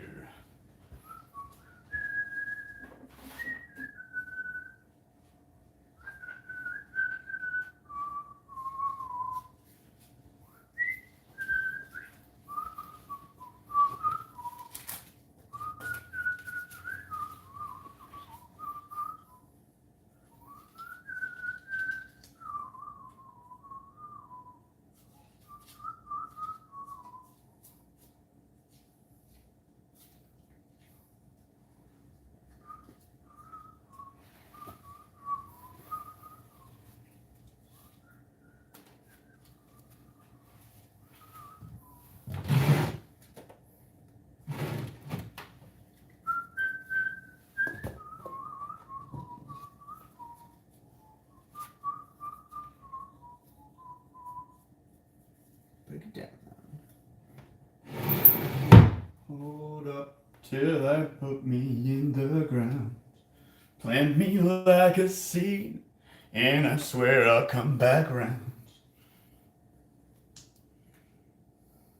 Say I won't grow up till they put me in the ground. Plant me like a seed, and I swear I'll come back round. I won't grow up till they put me in the ground. Break it down, y'all. Have I missed anything? If you're ever a shrimp boat captain, I'll be your first mate. You call me Lieutenant Dan? That a Lieutenant Dan thing? I ain't no Lieutenant Dan. Don't curse me with that. I like my legs.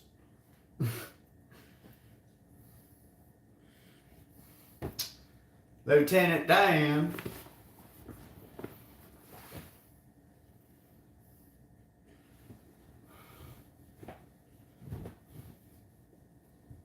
But sure, bro. We've already had this discussion. If I ever become rich, start traveling around the world on a private jet or private plane / boat. I got you.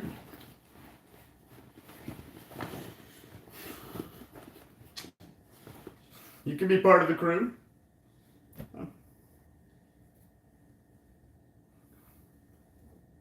I know I haven't said it in a minute, but like I will reiterate, I wasn't exaggerating when I said that any of my original people, it's like Stephen He, that Asian dude, the emotional damage guy.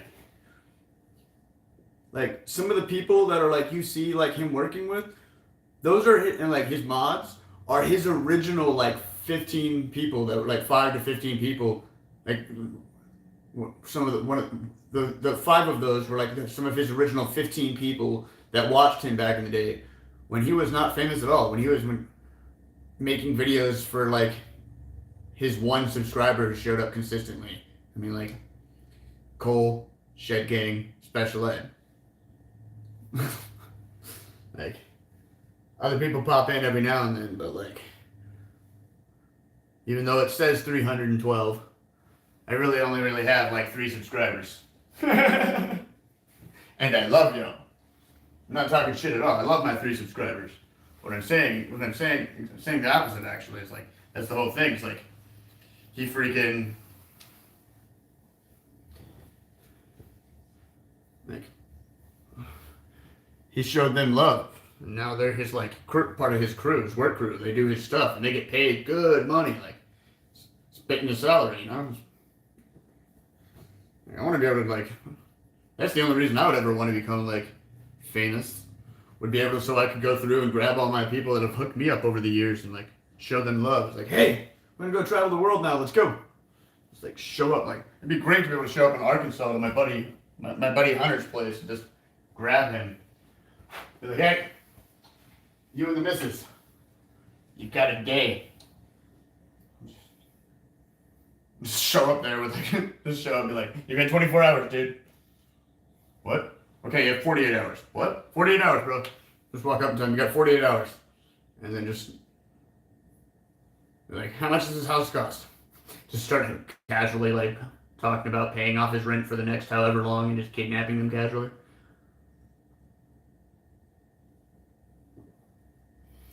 I wonder how much, like, you know, just take them on the road with me. You know, it'd be great to like put them on the bus, you know, just like how like Bam Margera or any of the was always anytime he went anywhere, he always brought his people. None of them were nearly as famous as he was, you know, Viva La Bam and all that crap. But he always brought them with. Same thing with fucking what's his face? Gabriel Iglesias, Fluffy. He went from being barely known to now world famous, but he's still hanging out with Martine. Martine's like with him, living his life, people going with him. He's showing love to the people that were there with him originally, you know?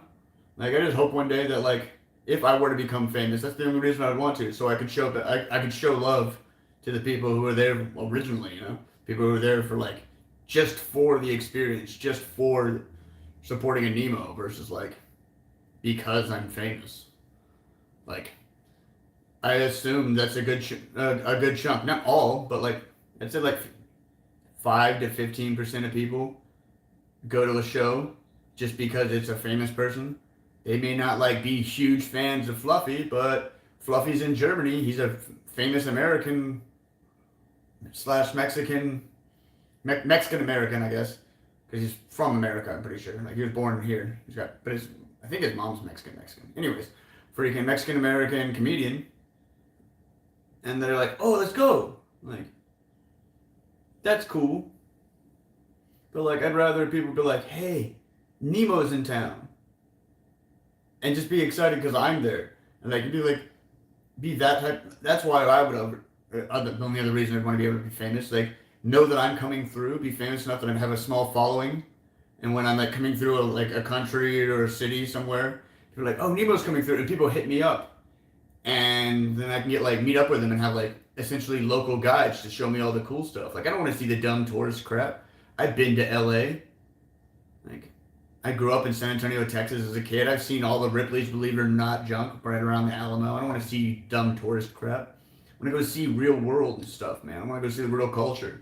I think that would be really amazing to be just famous enough, just well known, to have like people be able to show up and hang out with, man. I'd love to be able to freaking go meet locals and go like have an experience like the guy abroad in Japan does.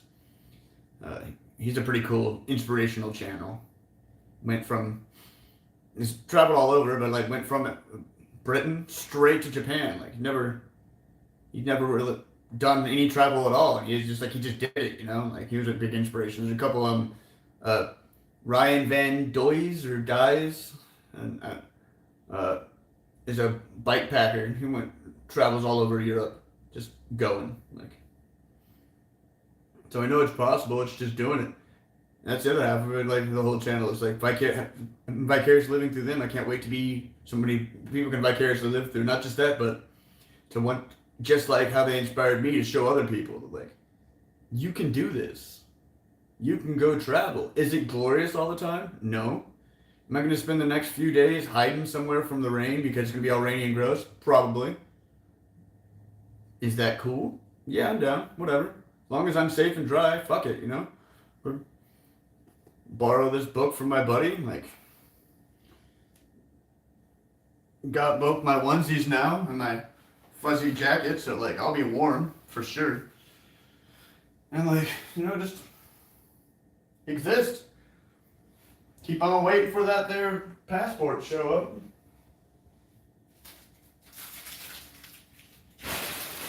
The thought process that it's going to be here sooner than later is like mild and mind blowing, to be honest. I genuinely can't believe that like I'm going to be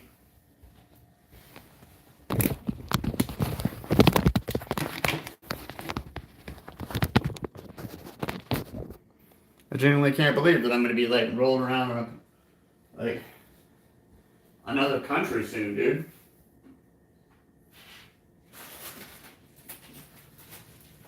That trips me out.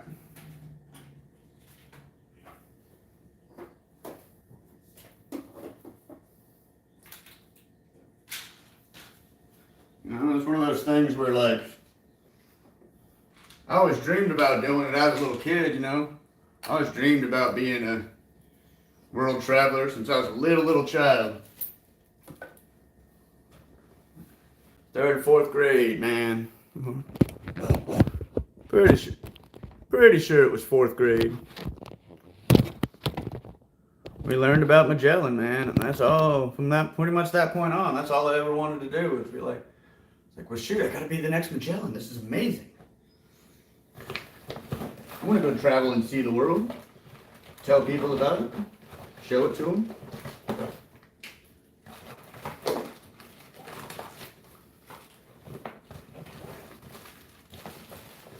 And nowadays, especially with the pandemic, it's even more like a thing. Like, I want to show people you still can go do it, man. I think a lot of people, they're like convinced now because of the pandemic, everything's shut down, you can't travel anymore. It's impossible. It's like, man, people still go. Like, my people never stopped. Only reason I have been overseas is I had a dog. Odin rest her soul. And there was no way for me to legally take her over there, and I wasn't going to abandon my baby girl. But now that she's passed on, I got her right here around my neck. There's no reason for me not to go see the rest of the world. I might as well.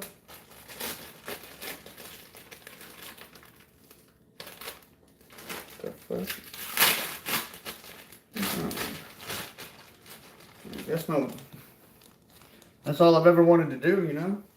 I think a lot of people, they got like this weird misconception that like to be a traveler you need, or to be able to travel, you need all this money and stuff.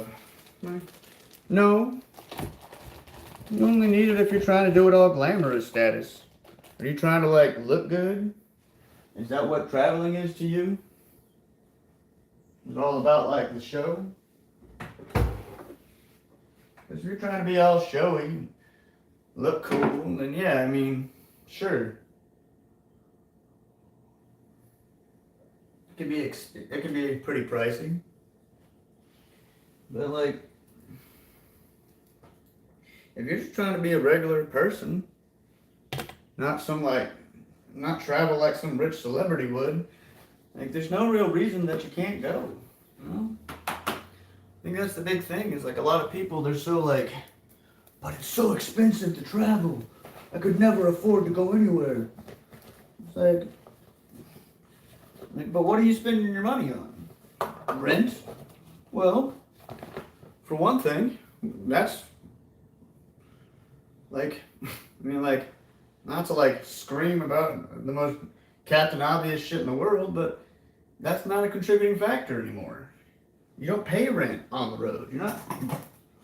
That's not something you have to worry about anymore. Like, you don't worry about. It's not like rent's no longer a factor, you know. Like, and like I think that's a big thing for a lot of people. Is like they don't know how to make the transition. They want to go see the world. They want to go travel and do the thing, you know, but they don't want to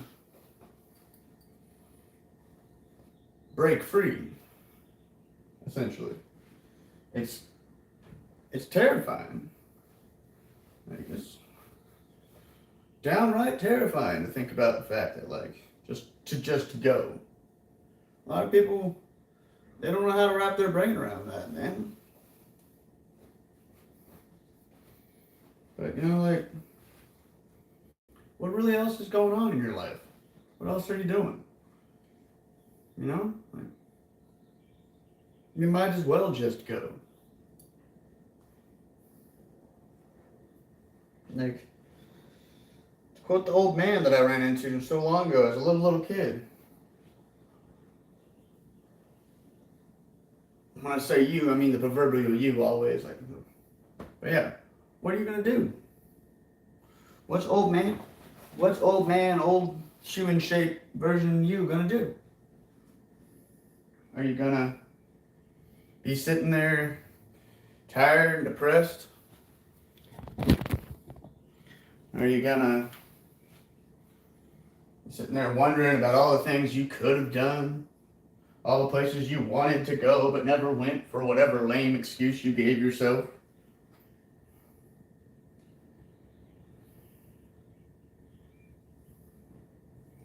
Like, to quote, I can't remember who said it, but I read a quote about traveling and about traveling, about seeing the world. It says,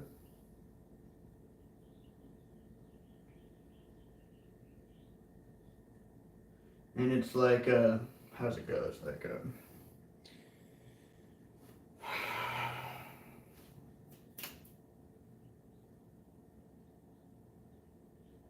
you can find all the excuses in the world to not do something, but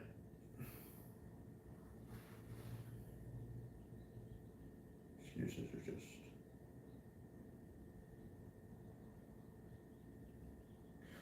But excuses,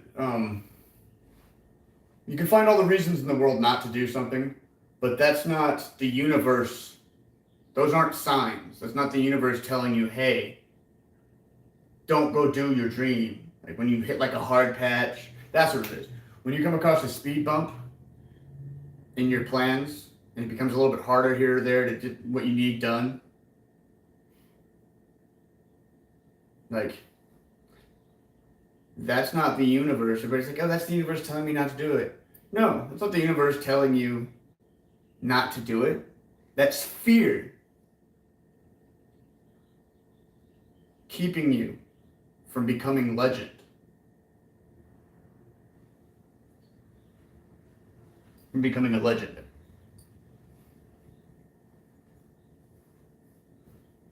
Like me, man.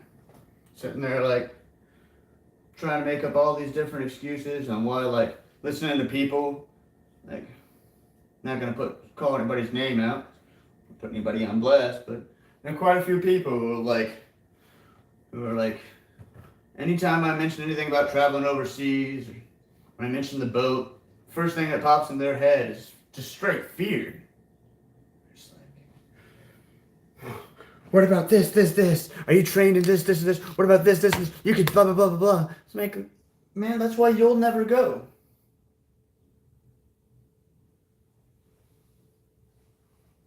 think I haven't dealt with danger?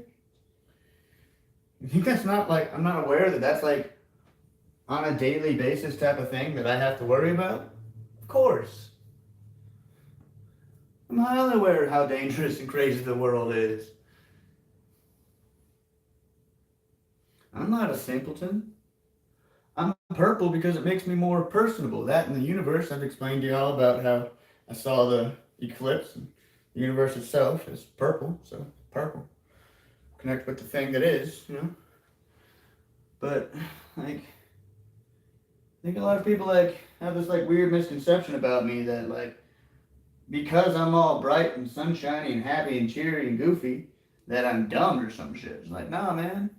I'm aware of all the bullshit and how sketchy and fucked up the world can be. But, like, I don't dwell on it, man. I don't let that shit rule my life. Like, a lot of people, they have, like, small traumas from whatever happened here, there, whatever in their life. And because of those small little traumas, they think are such a big deal and dwell on every day. They're trapped in a thing of fear. Those little one traumas or whatever happens. Now, everything is a potential trauma. It's no longer a potential excitement. No longer about what's the potential joy I could find of going to Africa. It's, I want to go, but there's tigers there and it's scary.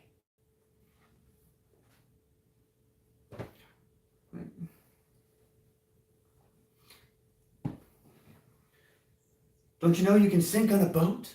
I'd go boating, but you can sink and die out there. Uh-huh. I could fucking die today. I could die today from fucking a coronary, fucking sitting on a couch.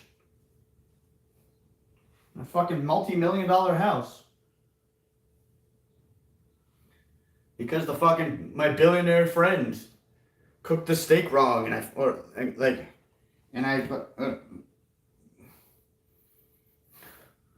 or cooked our fancy food wrong. The next thing you know, we're dying, you know? Like,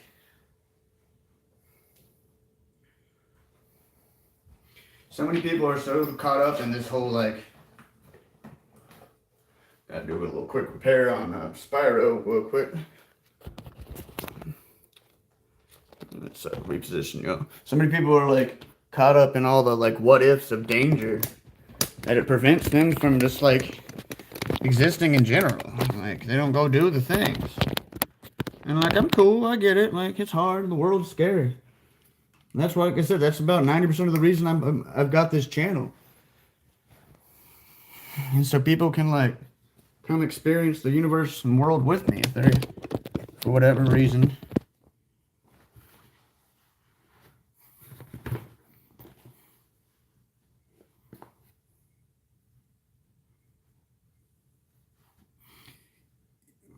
If they, for whatever reason, can't freaking get out of their shell and go travel themselves.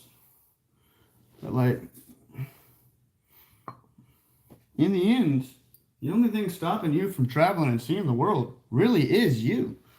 You know, like, a lot of people are like, always like, well, I got this responsibility, I've got this, I have a house.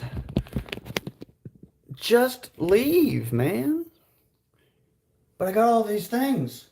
So you're gonna let all those, like, just things, quite literally things, just stuff that you own at the moment, prevent you from seeing the world?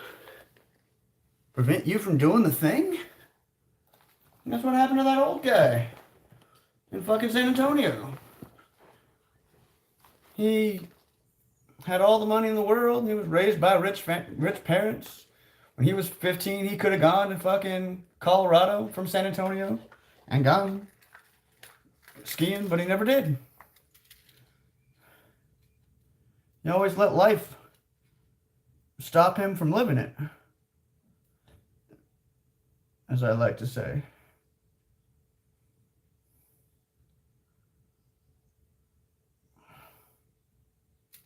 Don't let life stop you from living it, yo.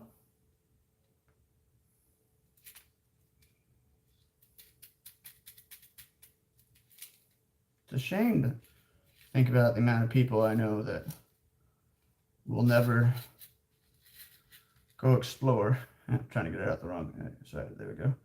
We'll never go explore and see the world because they've got in their head this like crazy disillusionment that it's too expensive. It's not possible. I'd go see the world, but you know how expensive it can be? You know how hard it is? Aren't you, like, you know how dangerous it can be? I mean, like, but, like, these are the same people that, like, will make that same excuse about going to New York City or to LA or Chicago because it's a big city they don't know. It's like, oh, I've heard it's really dangerous there. I have personally walked through LA multiple times. There we go. Personally walked through LA, New York, and Chicago in the sketchiest parts of, like,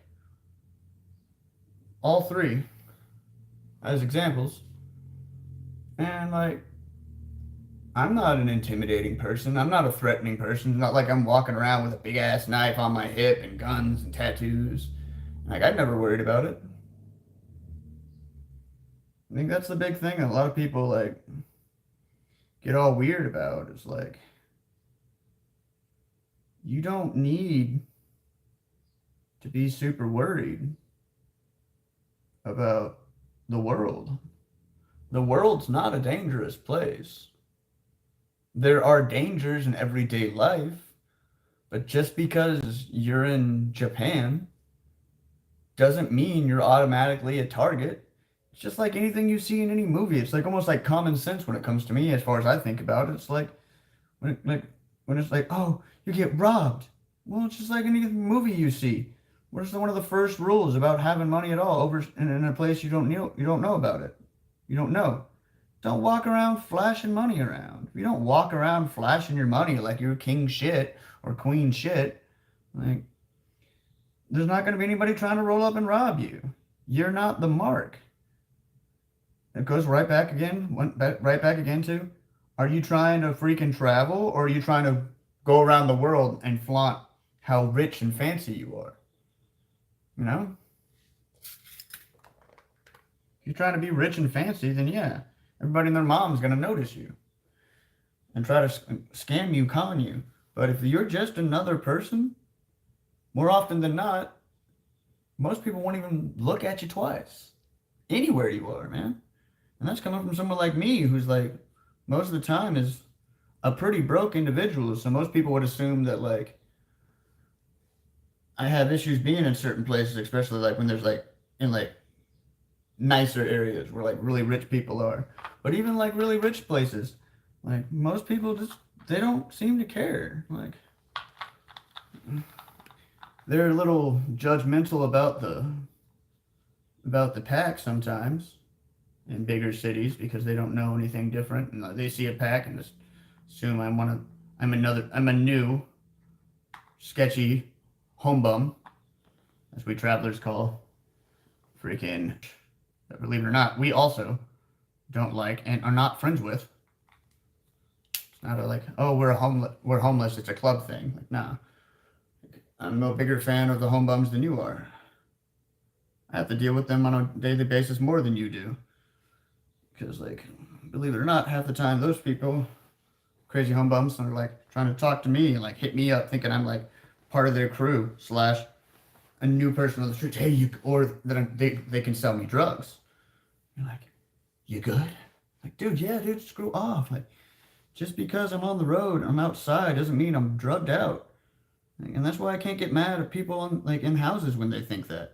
Because other broke people on the street just automatically think that. It's like, oh, you're here in America, if you're outside, you must be a crazy drug addict. Are there crazy drug addicts? Sure. But, like, have you seen Blow with Johnny Depp?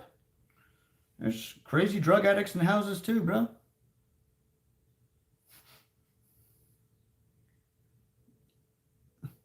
Not having a house is not the qualification, does not make the qualifications of whether or not you are a drug addict. You can be a drug addict with a big fancy house. A lot of them do. Some of the most cartel members or people in charge of big like crime organizations selling the drugs are using the drugs. You know, like those are the people that are sketchy. Like, but then again, I'm just on the same level. It's not like just because they're rich, they're on drugs. Like,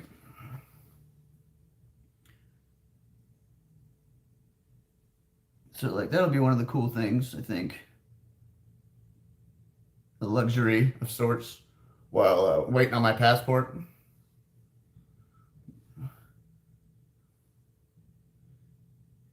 Be able to drop my, like I'll be on a boat. So like if I want to go somewhere, I'll be able to like find a spot where I can either tie off for free or pay a couple day slip fee. And then I can walk into said town and no one's the wiser that I don't have a house. You know? Overseas, being a nomad is actually really, really like people are cool with it. Like, it's not looked down upon like it is here in America because people don't know the difference between homeless, crazy guy under the bridge, and a freaking backpacker traveler. And like sadly, I think it's because a lot of the time, like I love my traveling family, but like depending on who it is, they can be some pretty rowdy asshole motherfuckers that like are jaded, been on the road for forever, and they borderline hate regular people now because of how shitty they've been treated by them in years and years on the road. And I can get that. It could be quite easy for me to become very jaded very quickly out here. People can be haters just because like they got all these pre-existing ideas about what it means to be a homeless person. And if you are one, you must have all these crazy idiosyncrasies. There's different weird fucking ticks and crazy junk that's got wrong with you. Why else would you be out there? But that all comes back to from like they're like them genuinely just not understanding. Like it doesn't make sense to them. Like why would you want to be on the road? Why don't you want a house? Is there something wrong with you? Is there something wrong with houses? Are you scared of houses? It's like, no, I'm not scared of houses. I'm not scared of work. I can work. I've had many jobs. But it comes down, in the end, it comes down to like,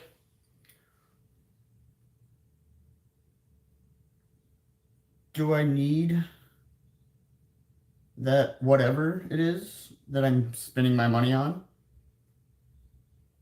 Or can I exist just as is without said ridiculously extra expensive thing, man?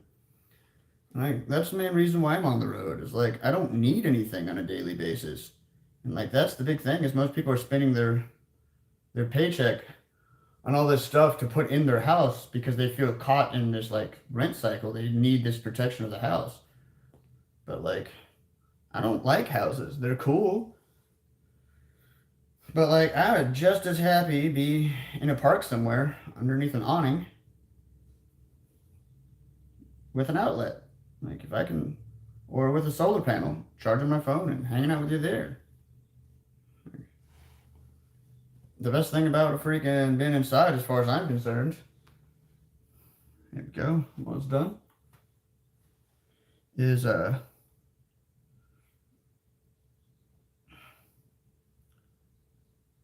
access to a shower. And shoot, depending on like where I'm inside, like if I'm at a freaking certain motels and shit, half the time those showers don't work right. Like freaking, oh my god, the amount of times I've gotten a motel room like specifically so I get a hot shower and wash my gear up for the night. Half the time I'll just wash it right there in the bathtub and let it dry. And like I'll be like, they're like, it's this much, blah blah blah blah blah. It's like I don't care. Is the water hot? Does the water get hot? Do you have Cartoon Network? Yes, yes, both, of course, of course. And then you get in there, and not only does the TV not work right, but the shower doesn't get above like fucking or like 70 degrees. Like it's cold water, like lukewarm at best. And it's like I just paid you all that money so I could take a shower and be clean. Like the fact that I'm sleeping inside tonight is whatever. Like honestly, like I'm prone to taking out a tarp or whatever and throwing it over the bed if I sleep on the bed at all. Like hotel rooms are gross. I don't want to. I'm sure as hell not using that any of those. Like I'll use them to prop myself up, but I'm not using those pillows to sleep on. You know, pillow God knows how many other people have drooled into. A sheet and comforter that 99% of hotels never clean. Like, I'm in there to wash my clothes and gear, you know, and charge my stuff up. Past that, it's whatever, you know. Come on, stay there. Cool. Okay, that's fixed up and done. Nope. There we go. Come on, let's see, sit right there. That'll do. Okay. Oh, when we're kings. Okay. Don't need anything. This life is but a dream.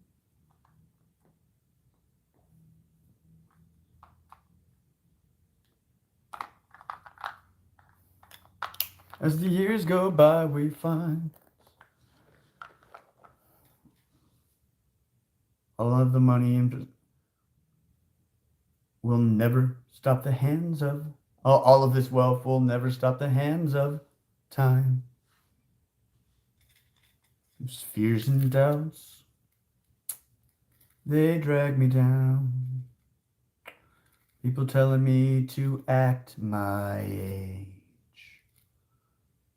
And I tell them I won't grow up till you put me in the ground. Plant me like a seed, and you know I'll come back round. You'll know that it's me inside that tree when colored leaves come raining down. I said I won't grow up till they put me in the ground.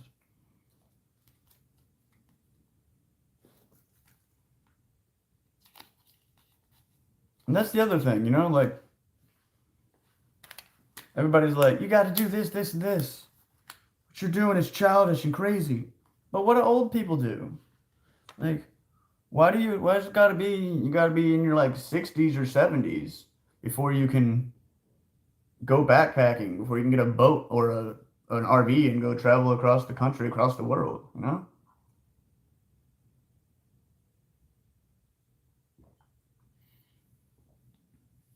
Like if Russia wasn't being such an asshole right now and didn't have their borders closed, this boat really is a thing. I'm not just like dreaming all this.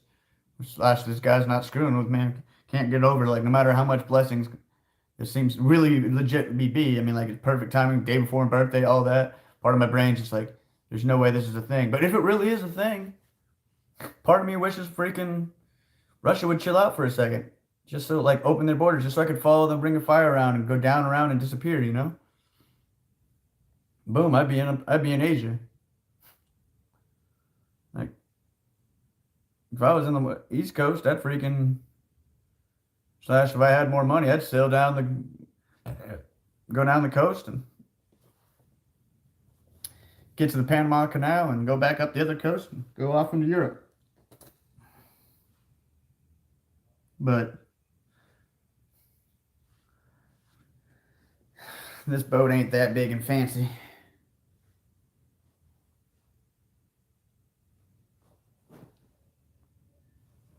shit.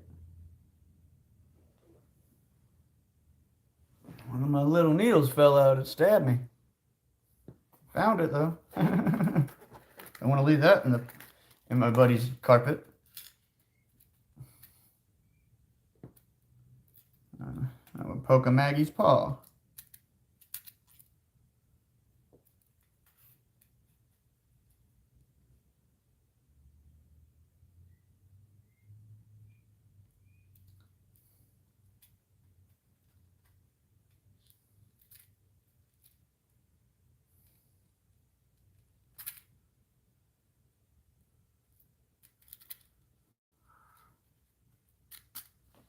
Okay.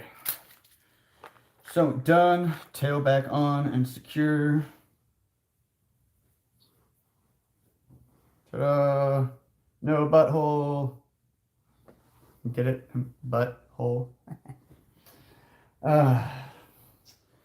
Okay, let's see here. Now that we're back doing. Okay, back and productive again. Get this closed up. Put that away. Like a pause in my flow this morning. I was like, oh shit, tail. I don't want to be wandering around and it get cold and decide I want to put on my onesie and then freaking have to worry about my tail getting snagged and ripped off. Okay, let's see here. Put this in there.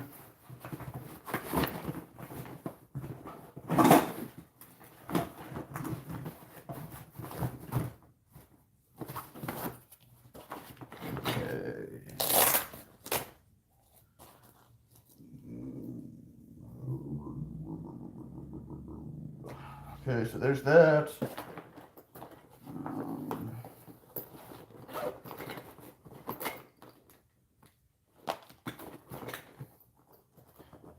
Okay. Power block done. Sure, my 2 cords are in here inside of my solar charger.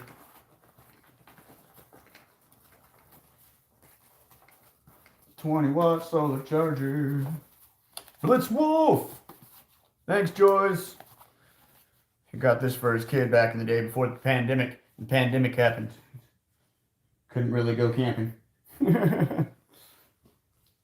So he gave it to a Nemo. And I've been using it quite consistently. Sometimes I forget I have it, but I try to use it as often as possible.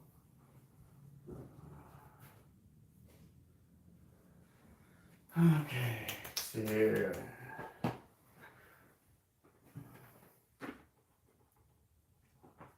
right back. I'm gonna go pee real quick. This coffee's running through me. I'm gonna mute the microphone so you don't have to hear me.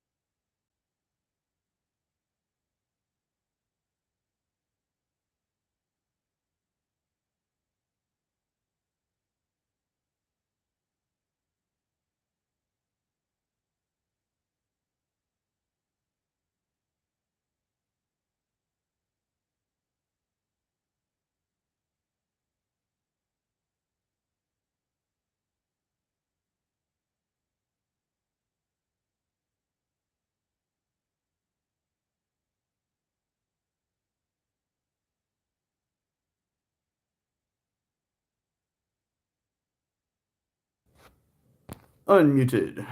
Okay, let's see here.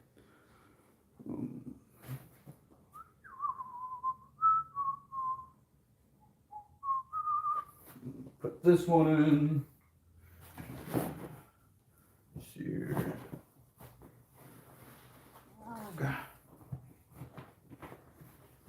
Make sure everything's put up properly.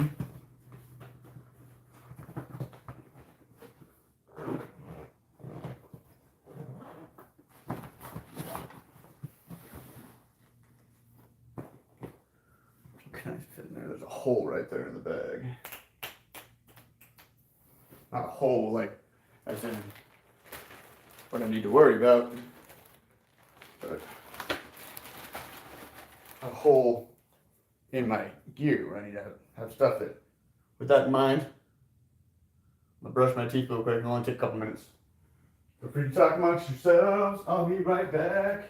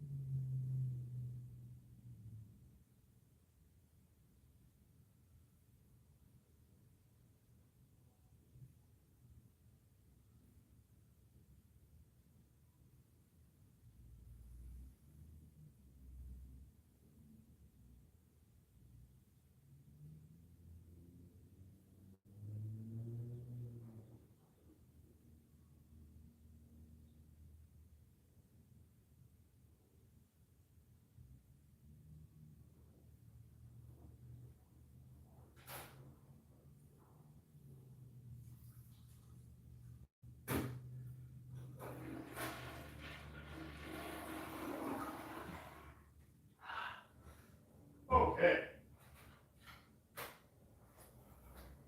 There we go. Much better.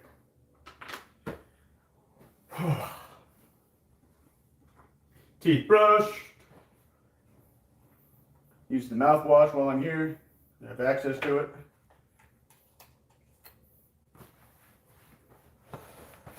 Okay.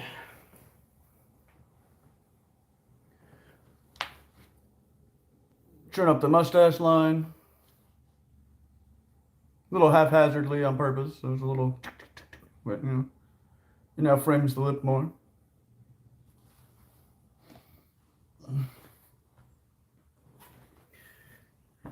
Right. And then with that, I can put away the toiletries and I can shove them, roll them up and put them in said hole in the pack. Oh shit.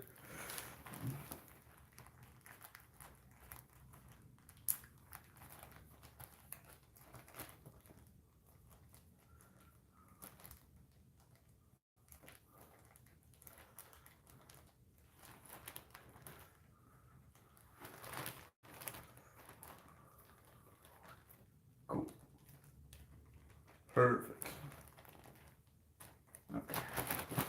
I almost ruined my pack.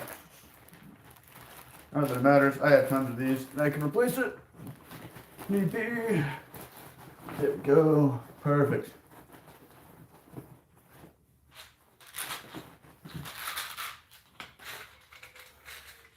Just ibuprofen.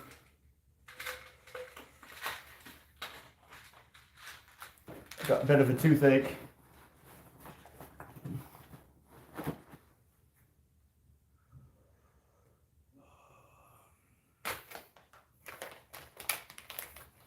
Put the superfood creamer in there with it.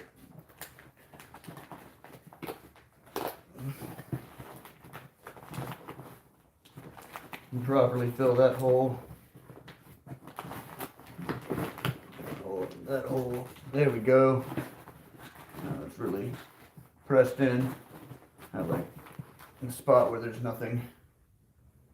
Not only does it make it so the bag doesn't sit right,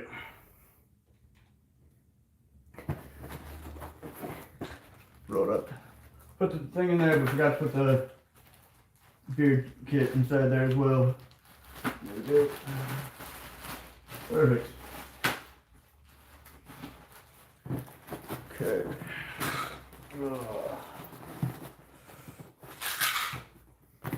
Keep these out of the bag. Here. That's where they actually go. Okay.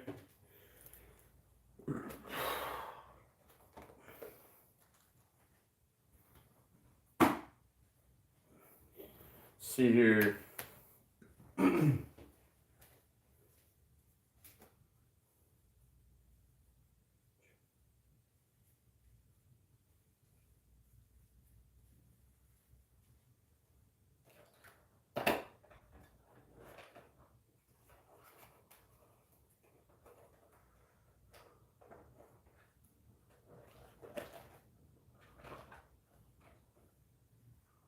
Okay. Switch cables, switch games. Sure, all my cables are in here, ready to go.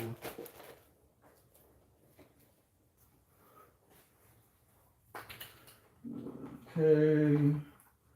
All important things in wallet. ID. Green dot Visa. Food stamp card, even though it is completely and utterly out of money right now. It's only 65 cents. But that is what it is. Okay, let's see here. Teeth brushed. Throw away this. Throw out this coffee. I don't need the rest of it. Yeah, well, I want it. It's gonna taste gross with the freaking. Literally just brush my teeth and freaking mouthwash. But like, future me will appreciate having this caffeine in my system when I'm out there doing the thing.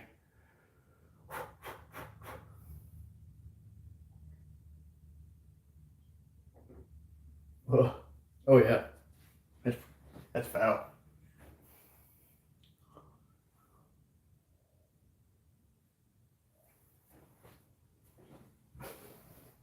Ugh. Brutal.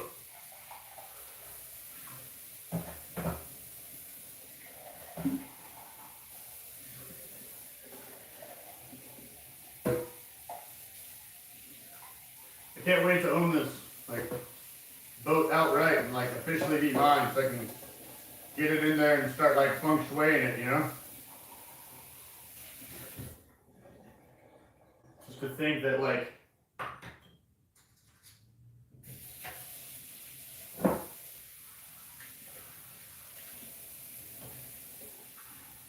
I'll be able to just find any dock that's like open and chill.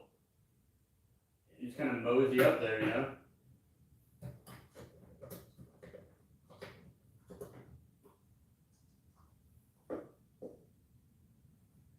It's borderline like mind blowing to think about.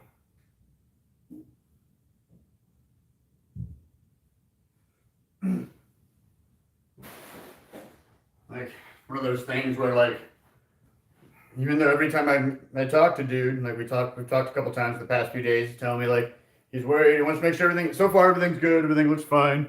But he wants to make sure everything's good. He doesn't want to send me out onto the ocean, out into the water with a engine that doesn't work or a busted mainsail. And I told him, I was like, I don't even necessarily need the mainsail. Like my buddy can fix that up when it's his boat. I just want to have an engine that works, so I can like, as long as he has an engine that the engine works, and I can steer it with the little freaking, you know, like, and I can steer the thing, whether it be like with the motor itself or with like an actual steering wheel. Like I'm golden, bro. I just want a van, essentially.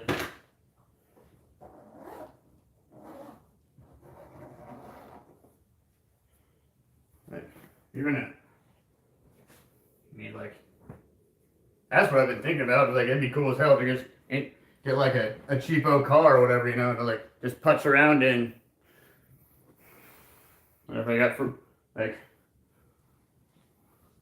for the next month or so while waiting on my passport to get here and for my ticket to go through. I want to order my ticket right now. Like I wanted to order it back when it would have been a lot cheaper. Like I'm gonna have to make more money now, and like it's just getting way closer to the money I've got saved up. Isn't gonna cover it soon.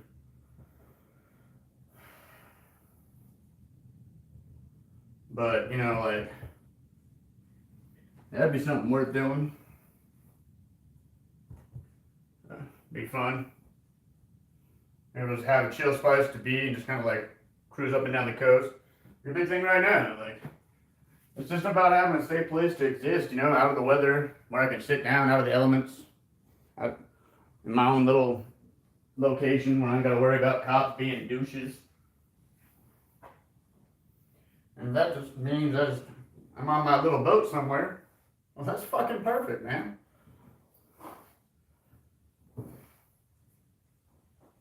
Like, I don't need it to be like, this needs to be, is it gonna sink on me? No. Cool. Do I need to worry about this, or this? No? Cool. Then let's do this, man. Like, I don't care about the sail. Like, if Mike makes like 1,800 and something each check, and I think he gets like two checks, like every 2 weeks. He gets a bi-weekly paycheck out of like 1,860 or 1,875, some shit like that. 1,875, some shit like that, you know. And like, if all he had to do was pay it's like 400 to get a slip, which is the lingo for the little like the document that like to rent a space at a harbor, and then it's like another couple bucks per foot to sleep on said thing. Or that it'd be like it would cost him like $500, $550 per month to live and sleep on said boat there with him and Maggie in Oceanside. Then he could just drive into work every day, save him tons of money. Like he's been talking about how he wants to get He's 90% of the reason I'm manifesting this boat right now. So, because I'm going to give it to him afterwards, right before I leave to go to Europe. Like, I'm still going to Europe. I'll get another boat when I'm in Europe for sure. Like, I'm going to get a boat when I'm overseas. But, like, this is just my, like, first, like, I don't care about it. Like, it's not a big thing boat, you know, like, as far as, like, I don't care, like, what happens to it, you know. It's not like I'm putting a big personal investment into it. I'll do that when I get overseas. I'll have a boat that, like, I plan on living in for a long period of time.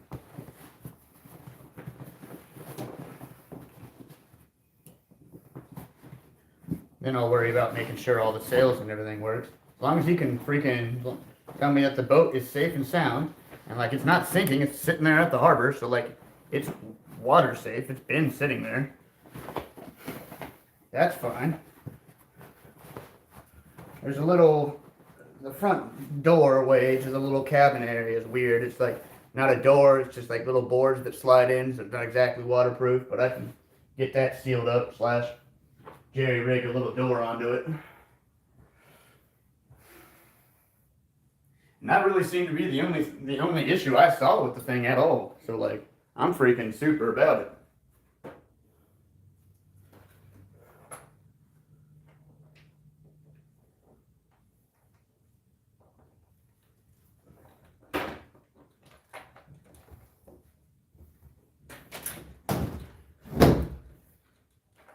There we go. Locking up my buddy's windows and shit, so his house is safe.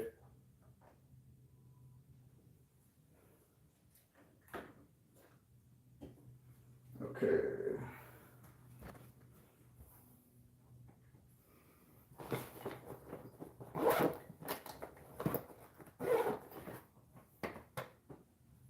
Almost done, almost done. Okay, let's see here.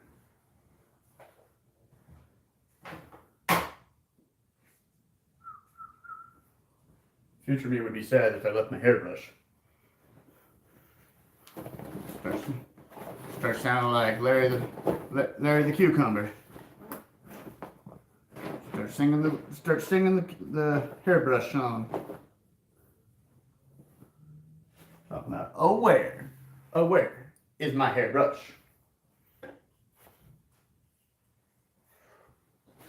Singing the hairbrush song.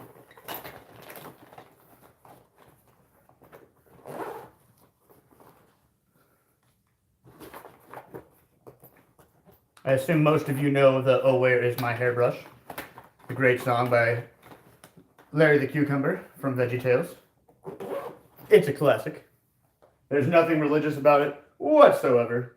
It's just somebody who doesn't know where their damn hairbrush is. And it is a childhood classic.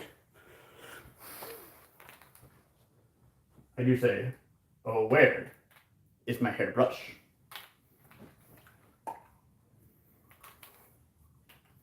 Talking about why you need a hairbrush if you don't have any hair.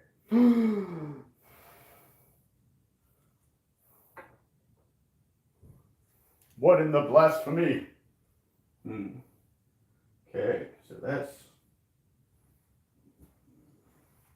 everything cleaned up, really. Let's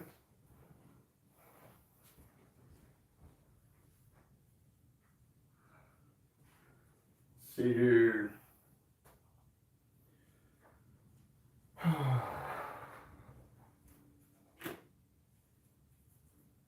This is my crappy cable.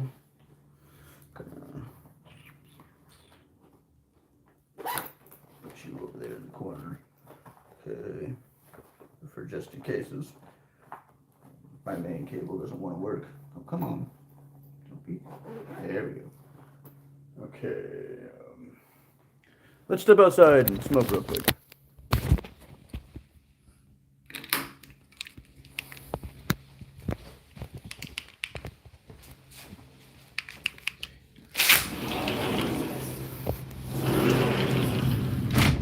See?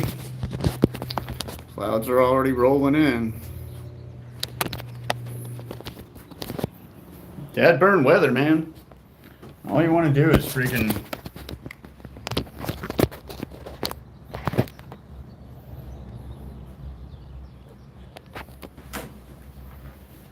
you want to do is go chill. And the weather wants to freaking soak you. I wish I was farther north. Wish I was farther north. Because, you know, like, if I was farther north, it wouldn't even matter. Like, I would just go underneath, like up in Oregon or whatever, I would just go underneath one of the bridges up there.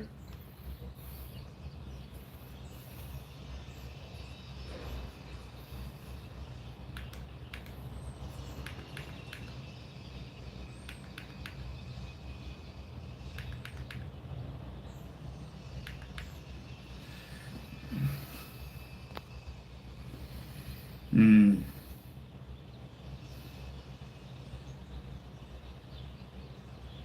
Did the stream cut out or something? It's saying it's only an hour and minute two right now. I swear we've been going on for like 2 hours. What time is it? Yeah. I don't know why the stream only on my end only says an hour and two. Well, because it says on my end, it says live 1 hour and 2 minutes 26 seconds. That would reach for y'all that we've been live for an hour and hour and 2 minutes. I swear we've been live for like going on 3 now.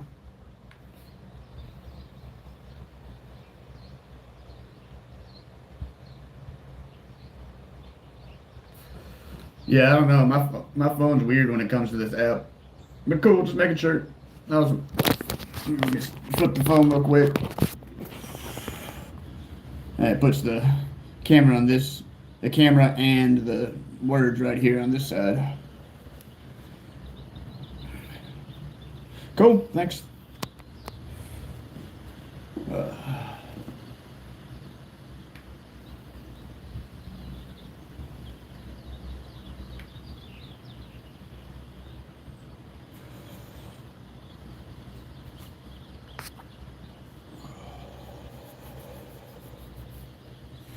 With that in mind, we are at 12 o'clock. That should be 3 hours.